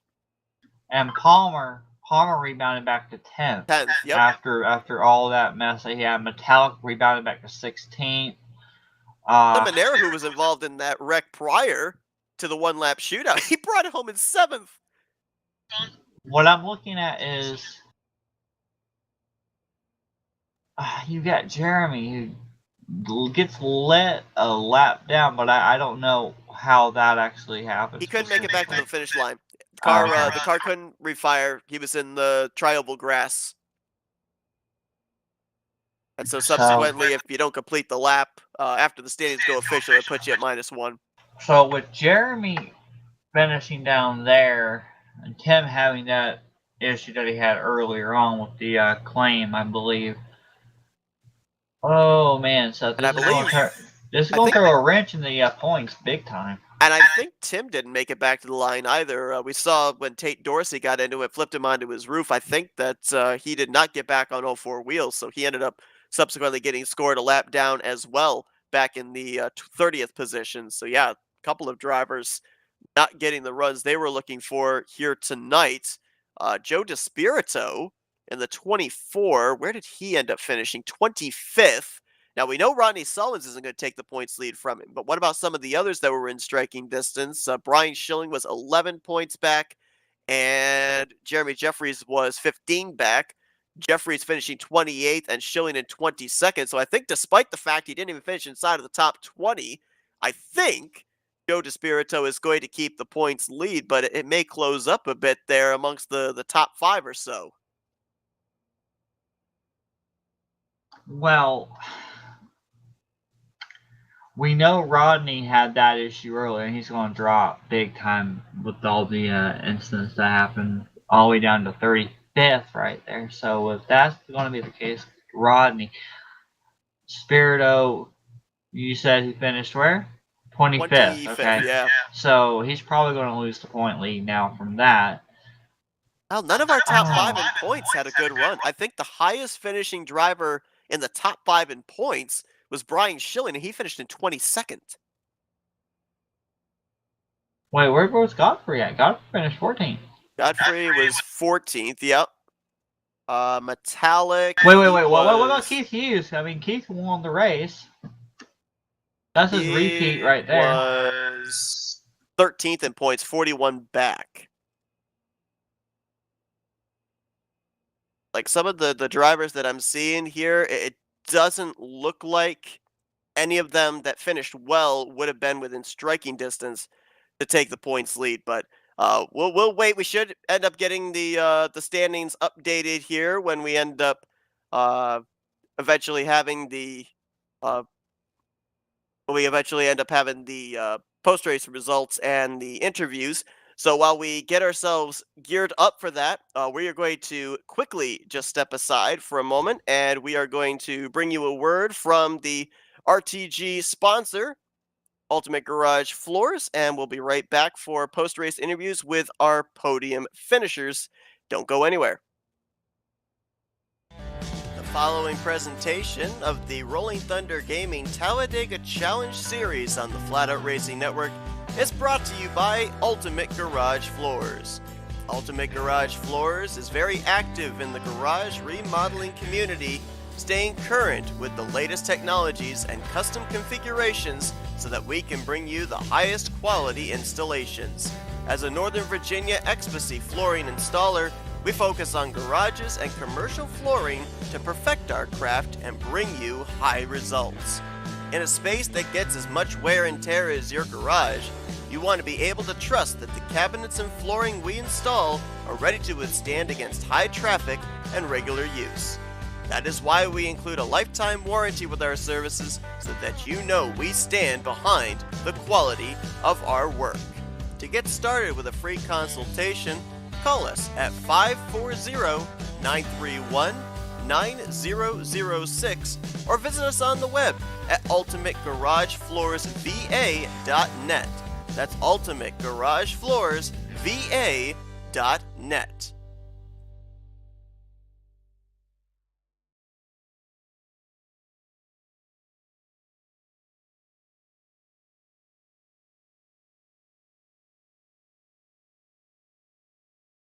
Welcome you back to the closing coverage of tonight's race from Talladega. A wild one-lap shootout to decide it all, and it's time to get some driver perspectives on what went down in that final lap. Let's see if we can dial up the driver of the number 77 truck, who brings it home third place here tonight, Donnie Garrett. Hey, Donnie, Justin Seth up here in the FRM booth. You got us? I got you guys. Well, we took an onboard with your machine there on that final lap. Very interesting sights all the way through the tri-oval, but we were kind of talking about the strategy of drivers knowing that that imminent one-lap shootout was coming. My advice was to just hunker down, mash the throttle, and not lift. I mean, was that the mentality here, especially with all the carnage we saw coming off of 4? Yeah, I tell you, I was mad because I didn't have the high side because I was going to go, but I had someone here watching, and I said, I'll be happy probably either way, because if I'm on the bottom, at least when the wreck breaks out, I'll have somewhere to go. And like I say, that just the seas kept parting in front of me, and then I think Primdown landed on top of me. I deposited him off to the side, got up to the start-finish line. Cars were coming from every direction, and the three of them got together right there in front of me, and I literally passed 3 at the line, or I would have been about 7th. So some nights you're the windshield, and some nights you're the bug. So just a great fun finish there. Donnie, that was a really amazing ending to that race there for you, especially getting a top podium again. I was sitting there watching, and you were up near the front. You had Nofsker with you earlier on. Keith Hughes, your buddy, was there earlier on. You guys were like really working really well. then all of a sudden you kind of faded for a while, and then you got back, and then chaos and calamity happened, and all of a sudden there you are, podium. Yeah, okay, we know a few weeks ago there was an issue.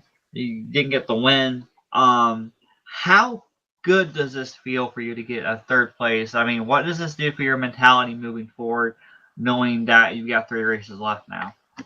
Well, I had that win taken from me. I still disagree with that, but it is what it is. But I'm not going to be here next week. I'll be out of town, and third place will help. I mean, that's gonna get me probably safely up inside the top 20 now, and because I think I was about 19th or 20th going into this race, and so now, I'm going to miss next week, so that's probably going to drop me back down. So I'm going to have a couple weeks when I get back. I got to have a win. I mean, I'm in a position where I've got to win. I don't think I'll make it to the top 12 in points. So the mentality tonight. I mean, me and Keith, we started out back and we hit that high side and we were flying on that high side. We picked up I don't know 10, 12 spots in like 2 laps, and then the caution came out, and or we would have been in front probably the next lap. But yeah, right now you're going to see. Yeah, I got to go. I can't ride. I can't ride right now. I took a can of fuel. I was actually short on that last run just to try to get myself forward. I took a can instead of a can and a half, and it made me a lap short, but I figured a caution would come out and maybe that would save me. So I'm rolling the dice. I'm getting desperate. I'm doing whatever I got to do to get myself inside this top 12. Yeah, Donnie, 2 quick questions off to the side real quick that have nothing to do specifically with the finish here. We were trying to get information earlier. We couldn't get the information that we were seeking because a couple drivers didn't know that I had on Whisper.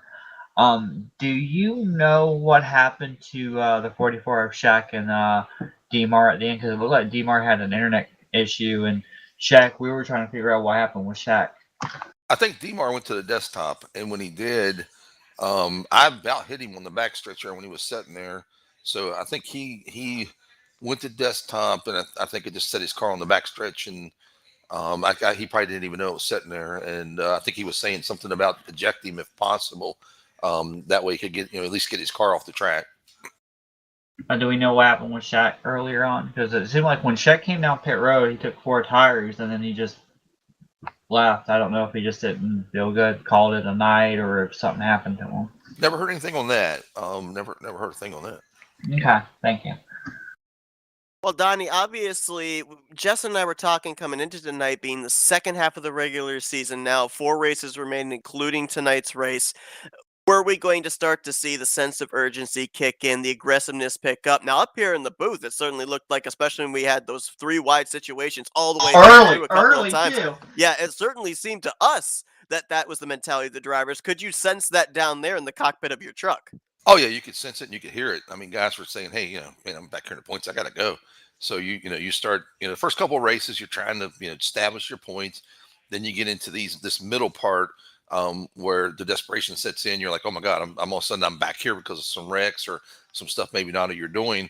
So now that then it starts like, okay, now I need to get a little more aggressive. Not too much to where you're going to cause a wreck because of your aggression, but now you're going to get past next week, and then that's when we get to the end of next week. We're going to have a week off for the duels at Daytona, but those last couple of races, you'll see a lot of desperation. I'll be one of them. So I'll be looking. I typically don't go to the high side early, but I'm going to the high side as much as possible, and I'm going to get to the front, stay at the front, and just you have no choice. You got to do it. Well, Donnie, obviously a great run for you here tonight. We're able to get through. Well, you got through the carnage. You got a little piece of it, but you got through the carnage. Bring it home in the podium finish. Congratulations on a job well done. Gaining some good spots in the point standings as well. Before we let you go, the floor is yours for thank you, sponsors, and shoutouts. Well, I got to thank old RTG, man. It's the it's the greatest place in the world to race, and may not always agree with the calls, but I respect the process, and it's you don't have to agree with it and all, but like I say, you respect the process, and it's like I say, Josh and them, they do such a great job with the series, Tim and Wiley and all them, and the ownership here gives us a great place to race, and it's competitive, man. I'm sweating right now, and I'm actually have a sweatshirt on, but I'm sweating. And but yeah, just want to give a shout out to all those guys, all the other racers around this. My buddy Keith, man, him not getting close pretty quick, man. We kind of have the same driving style, and congratulations to him on this win tonight. And him and I've been working pretty good together, and I'd like to continue that with him and see if I can help him, at least him get into the. Well, he's in the playoffs now, but keep him moving forward, try to get me forward too. So, I want to thank you guys, and I'll be gone. I will be laying on a beach next week in Punta Cana, and thinking about y'all, and drinking some alcoholic beverages, and we'll see you in a few weeks.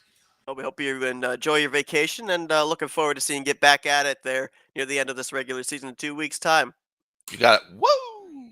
Donnie Garrett bringing it home third place here tonight after the wild carnage through the tri-oval. A driver That's an understatement. Oh my gosh, you're not kidding. A driver that almost pulled off the coast-to-coast pole to win, but brings it home with, I believe, arguably his best career finish here in a Tally Challenge race. Let's see if we could dial up the driver, the number 92, Bobby Farrell. Hey, Bobby, it's Justin Seth up here in the FRM booth. You got us? I got you loud and clear. Well, I'll tell you what, if anybody was ready for when that green flag flew for that final restart, it certainly seemed to be you. You timed it perfectly. You were able to get yourself clear on that inside line by the time you got to turn one, but got a little far out there and had to make some choices on which lanes to block there down the back straightaway. Unfortunately, you ended up getting passed on that high side off of 3 and 4, but is there any going back or winding in your head of something you might have done different, or if you could do it over again, would you make the exact same moves? That's a good question. You kind of want to play Monday morning race car driver and say you could have done it different, but what's done is done, and the end result is there. And if you could have, would have, should have, but doesn't really matter at the end of the day. Yeah, Bobby, I am really thrilled to actually be able to speak with you that you got a podium. So congratulations on getting it. That was really great to see that you're up there. You started on the pole. You were up front pretty decently, then you got put in that little sucker hole, and then you kind of faded to the back, struggled to get back up. There were a few cautions. I believe you got involved in a few of the incidents that took place, and then all of a sudden at the end, you were there.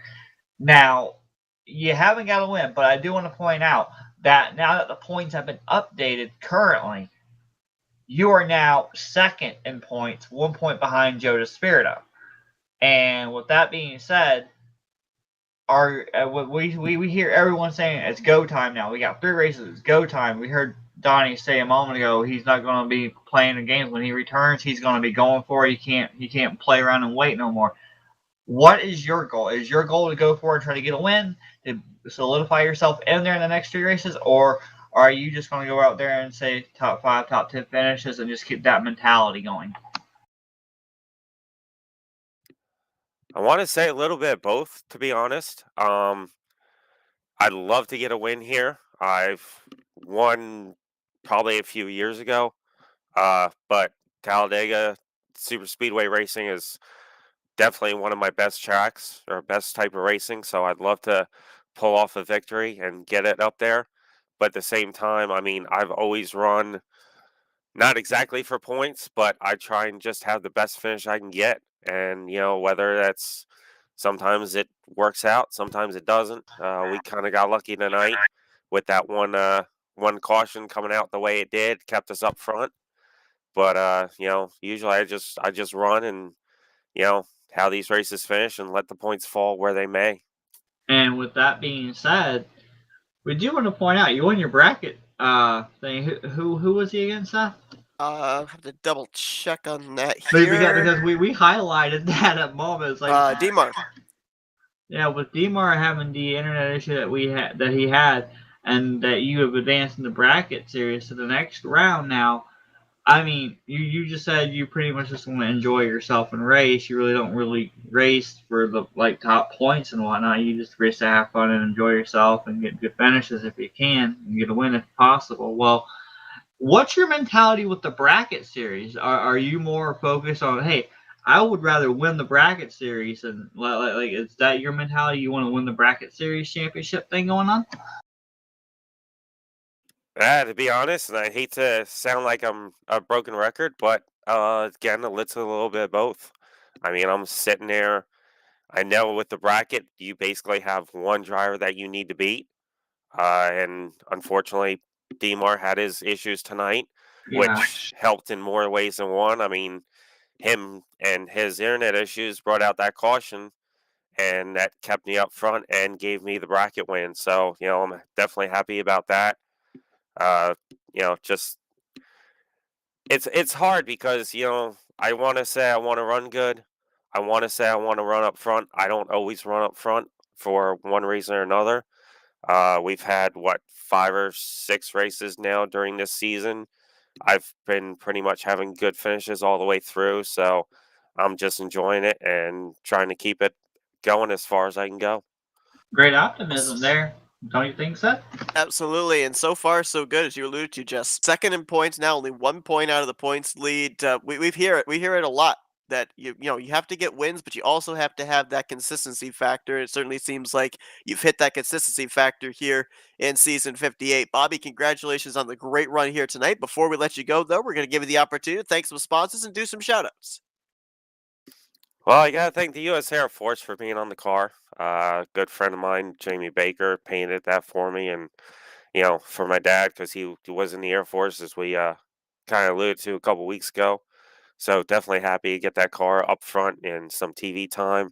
And my mom and dad probably aren't watching right now because it's kind of late, but I'll be sending them the replay and having them watch this. So shout out to them because if it's not for them, hell, I wouldn't be here. Well, a great run tonight for Bobby Farrell. He'll look to continue this consistency into the remainder of the second half of the regular season. Once again, congratulations. Job well done, Bobby. Best of luck next week. Thank you. We'll be back next week, and who knows? Maybe I will finally get one more spot going for us. Might get that final spot indeed. Bobby Farrell bringing it home in the second position here tonight. And now let's see if we could dial up the driver that coming into tonight had one career win. That was 2 weeks ago. And here tonight, he's our first multi-time winner on the season. Let's talk with Keith Hughes. Keith, that's Justin Seth up here in the FRM booth. You got us? Got you loud and clear. I'll tell you what, 2 weeks ago, we saw you behind the 77, cross the line in the second position. We know that with post-race penalties, you were awarded your first career victory. We fast forward to tonight. Man, you had to earn that thing. It was kind of a dog-eat-dog world on that final one-lap shootout, and you were able to keep them all at bay and in your rearview mirror. But, I mean, I have to wonder, what was the adrenaline rate like for you in the cockpit of that machine? I mean, I had some motivation because went back and watched the last race, and I think it was you said I missed a huge opportunity to win the race. I was like, I can't let him think I missed 2 opportunities. I got to go out here and win the race so I don't get made fun of again on the broadcast. So that's what I was thinking, trying to Well, get to the front. Well, you definitely did not miss the opportunity. That is for sure. Now, we have to kind of look back at this race at the turning point. That caution coming out in the middle of the green flag pit stops, it bunches everybody back up again. Up to that point, you were in the second pack. Was there any chance, was there any strategy you and those other drivers were kind of trying to formulate to be able to get yourself back into the picture, or was it a caution or bust for you to be able to still be in contention? It was probably going to be caution or bust. I took a can on that last stop, which was going to leave me 2 laps short. And I think I would have caught the lead pack. And the 77 also had the same strategy, even though we didn't talk about it. And maybe the one could have got out with us. We would have been right in the lead pack. And I don't know if I could have saved that much, but I was hoping for a late caution, and I could have easily made it then. And I was running eighth or ninth. Top 10 is good, but I come to win. So I made just a decision to do that, and we ended up getting off pit road just before the leaders lapped us. And after we went around, we were in position to win, and just was fortunate enough to have a great push from the 17, Chuck McClure, and Bobby raced me clean down the straight tri-oval, and it was just a good race all around.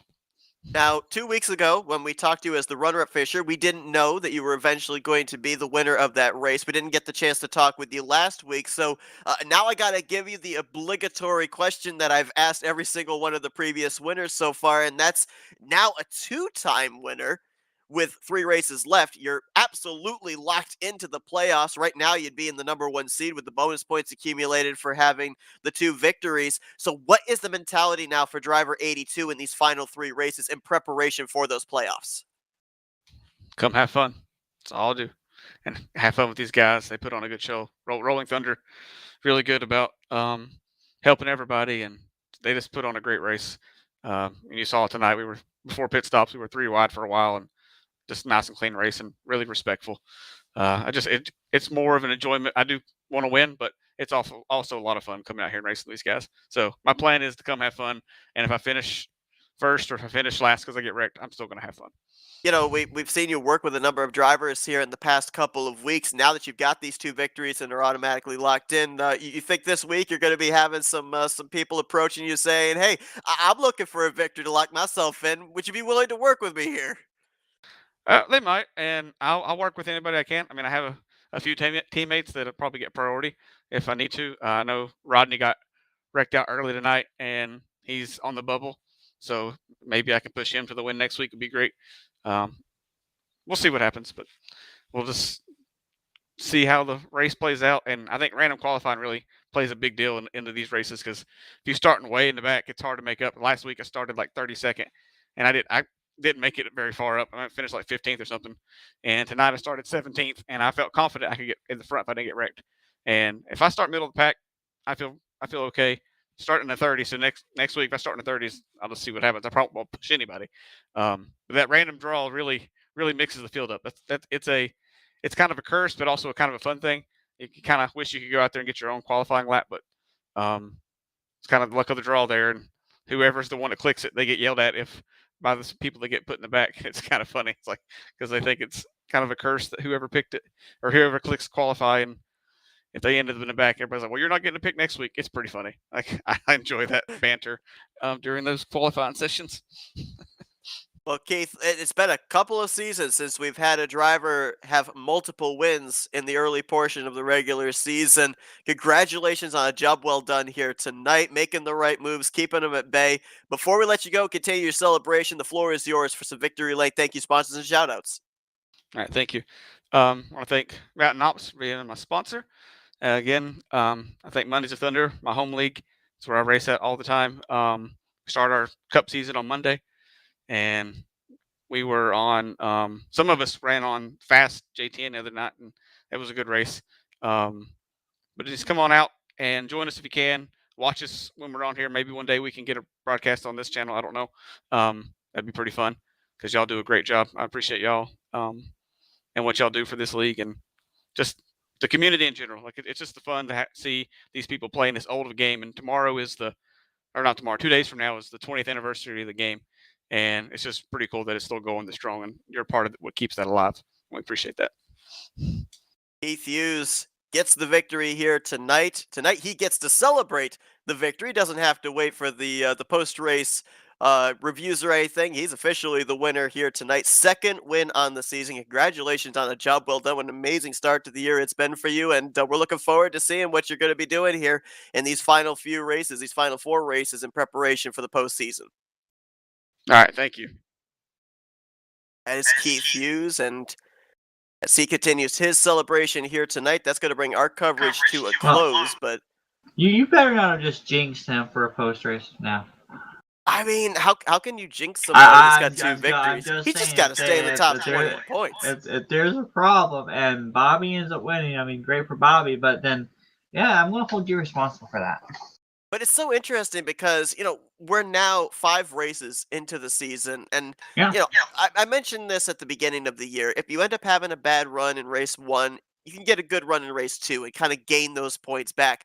We're starting to get to the point now where we're starting to spread out the points a little bit. So you're not going to gain those huge chunks.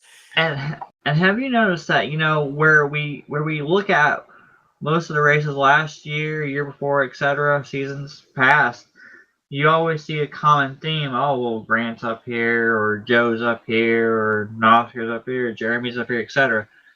We're seeing this common theme. Yeah, there might have been 1 or 2 iffy runs with Keith where he was in a wreck or whatever or whatnot, an unfortunate incident. But I've noticed that he's been calmly, coolly, collective, top 10 Yes. and top 5. So he's going to be one that we're going to have to watch moving forward, not just at the very beginning of the part, but not just the playoffs, but possibly next season and seasons beyond that, because it looks like he's here. He's here to stay. And drivers are going to take notice of this as well, and they're going to notice, he's got a fast truck every single week. This is somebody that I want to work with, and it's just going to gain you more and more allies in your quest to get to the front.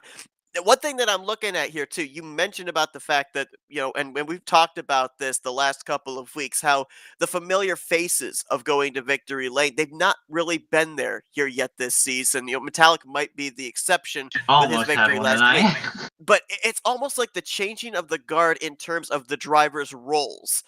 Most of the time, we end up having almost a guarantee that a Wesley or a Despirito or a Seminara or a Schilling or a Jeffries or a McClure are going to be in victory lane during the regular season and lock themselves in via a win. These are drivers now that are having to kind of completely change their mentality and focus on the consistency, focus on points. You've got Despirito, the points leader, Schilling's third, Wesley's in fourth, Jeffries is in eighth, Seminara's in 11th, but none of them have a crooked number in the win column. They're having to rely on pointing their way into the playoffs. It's so weird that they have to kind of step outside of their usual comfort zone and adapt a different entire strategy to make the postseason. And then you got these drivers that we would expect to be in the top 10, if not higher, of 17, the 088. Yeah, you got Paglia back there too. So you got Oscar McClure, Paglia. I blanked for a moment. Ken Roberts. These guys, Donnie and Palmer, we would expect to see them top 10, even Bernie. And where are they? They're sitting there. Bernie's 14th, Donnie's 15th, Palmer's 16th, Oscar's 18th, Chuck's 19th, Mark 20th, Roberts is 25th. Yeah, it's been one heck of a season already, Seth. And there's still time for those drivers to be able to either win or point their way into the playoffs. The points down from about 9th to roughly 20th, they're still pretty close. You can make up enough points in one or two races depending on how high you finish on the leaderboard. But yeah, we talked about tonight the possible sense of desperation that drivers are feeling as we continue to get closer towards the end of the regular season and they see that points gap only dwindle a little bit. That sense of urgency is going to kick in. A couple of drivers that we're going to have to keep an eye on here going forward. Keith Hughes, obviously, not only getting the 2 victories, but he's trying to get himself up there in the point standings because we know that based on where you are positioned at the end of the regular season, it also determines how many bonus points you get towards the first round of the playoffs. So it could determine your seeding. Bobby Farrell, with his second place finish here tonight, up 6 spots. You mentioned only 1 point out of the points lead to Joe Despirito. I didn't think anybody was going to be that close, honestly, to Despirito because it seemed like everybody around him in points finished around the same area on the leaderboard. So credit to Bobby Farrell on getting that huge chunk of points and being in the conversation for the points lead next week. A couple of drivers will have to keep an eye on that did not have the best of luck here tonight. Rodney Sullins, a big reason for that. Random qualifying draw put him deep in the field. He got involved in the first wreck of the night. He dropped 7 spots tonight, so he's right around that cut line of that 12th position in points. And Richard Martin is right now that cut line driver, 12th in points. He dropped 6 spots after him having the technical problems here tonight. I have a weird feeling that, at the end of the season drivers meeting that they have where they offer their opinions on what they would like changed and ideas and whatnot. I have a weird sensation in the back of my mind based on so far with this season that they might be saying, hey, can we bring back at least every other week, if not every week, qualifying again? I think so. I think that definitely would be something they would like to have. Then we also got the fact that Donnie said he's going to be taking next week off. Right. So him missing that one race and where he's at now, that's going to knock him back down. So he is in a situation where he returns, he's going to have 2 races. He's got to get a win, and he's got to make sure he's in, top 20 in points at the same time. So that's going to be really hectic for him to actually have to go out there on the last moment and make it happen. Yeah, really tough to do, especially with what we've seen here this season, because you don't know what kind of a super speedway race you're going to get. We ended up Yep. having the one-lap shootout tonight. We've had fuel strategy and strange No timings of cautions. cautions flying. The no caution race last week, exactly. So you have no idea what Talladega or BSR are going to throw at you. So how And do you that's what prepare? this Plus, series you've got is the all random about. qualifying. So, if you have a strategy going in, then suddenly, oh, I'm starting 32nd. Well, everything I was planning for, I got to readjust it now. Is it my fault for not racing this season? Is that what it is? I don't think we could go that far. As to Well, blame you for they, that. they, they, We they, can blame they, me they for if lost cautions me. come out, but I They, don't they, think they we can lost blame me you for on that. the track, but they gained a llama. They did gain a llama. Well, next week we pack it up here from Talladega. We go back to Burt Screwdriver's Raceway for its third race of the season, race number 6. The clock is ticking. Only 3 races left for drivers to either And- point their way into the top 12 or to win their way into the playoffs. At this point in time, I believe all of our former winners are inside the top 12 in points, so we would sit at just that number making it in. But we've seen drivers hit some skids lately. Doesn't mean that a former winner's not going to hit a skid. The one thing that's on my mind about that, Seth, is going back to BSR. Based on the first 2 races, I think the one we need to watch is Knobsker. Right. He's been very dominant at that racetrack. He's led the most laps at that racetrack in the last 2 outings we've had. So yeah, we'll keep an eye on him, especially with his points positioning too. Lost 3 spots here tonight, 18th in points. A win would certainly rocket him up into the top 12 in points in the standings and, of course, lock him into the postseason. But that's going to do it for our coverage here tonight. We hope you guys enjoyed it. If you did, be sure to give this broadcast a like and tune in next week as we continue on the 58th season of the Rolling Thunder Gaming Talladega Challenge. Just like the drivers, we don't know what type of a race we're going to be in for once the green flag drops. This is but what I call the wild card season for sure oh right my now. gosh, for sure. But an amazing finish here tonight. Wild one-lap shoot. I appreciate you being in the booth with me for it. Absolutely. This is going to be going down in the series as the season that most of the drivers want to not remember, and a lot that are like, oh, you remember that one season? Oh, yeah, that season. The ones that the drivers will maybe want to forget and the ones the fans will never forget because it has been nothing short of entertaining here so far. And we're just getting warmed up. But thank you, everybody, for tuning into our broadcast here tonight. We will see you next Thursday night for the continuation of the regular season for the Rolling Thunder Gaming Talladega Challenge. Green flag will fly at 9 p.m. Eastern Standard Time. For Jessica Shelton, I'm Seth Cole. I hate the fact that the Gopher saw his shadow, so we have 6 more weeks of winter. But until next week, you've been watching another broadcast courtesy of FRN, the Flatout Racing Network. This broadcast is the copyrighted work of Flatout Racing Network and may not be rebroadcast, retranslated, or used in any form without the express written consent of Flatout Racing Network and iRacing.com Motorsports Simulations. Flatout Racing Network would like to thank you for your support, and we hope you enjoyed tonight's broadcast.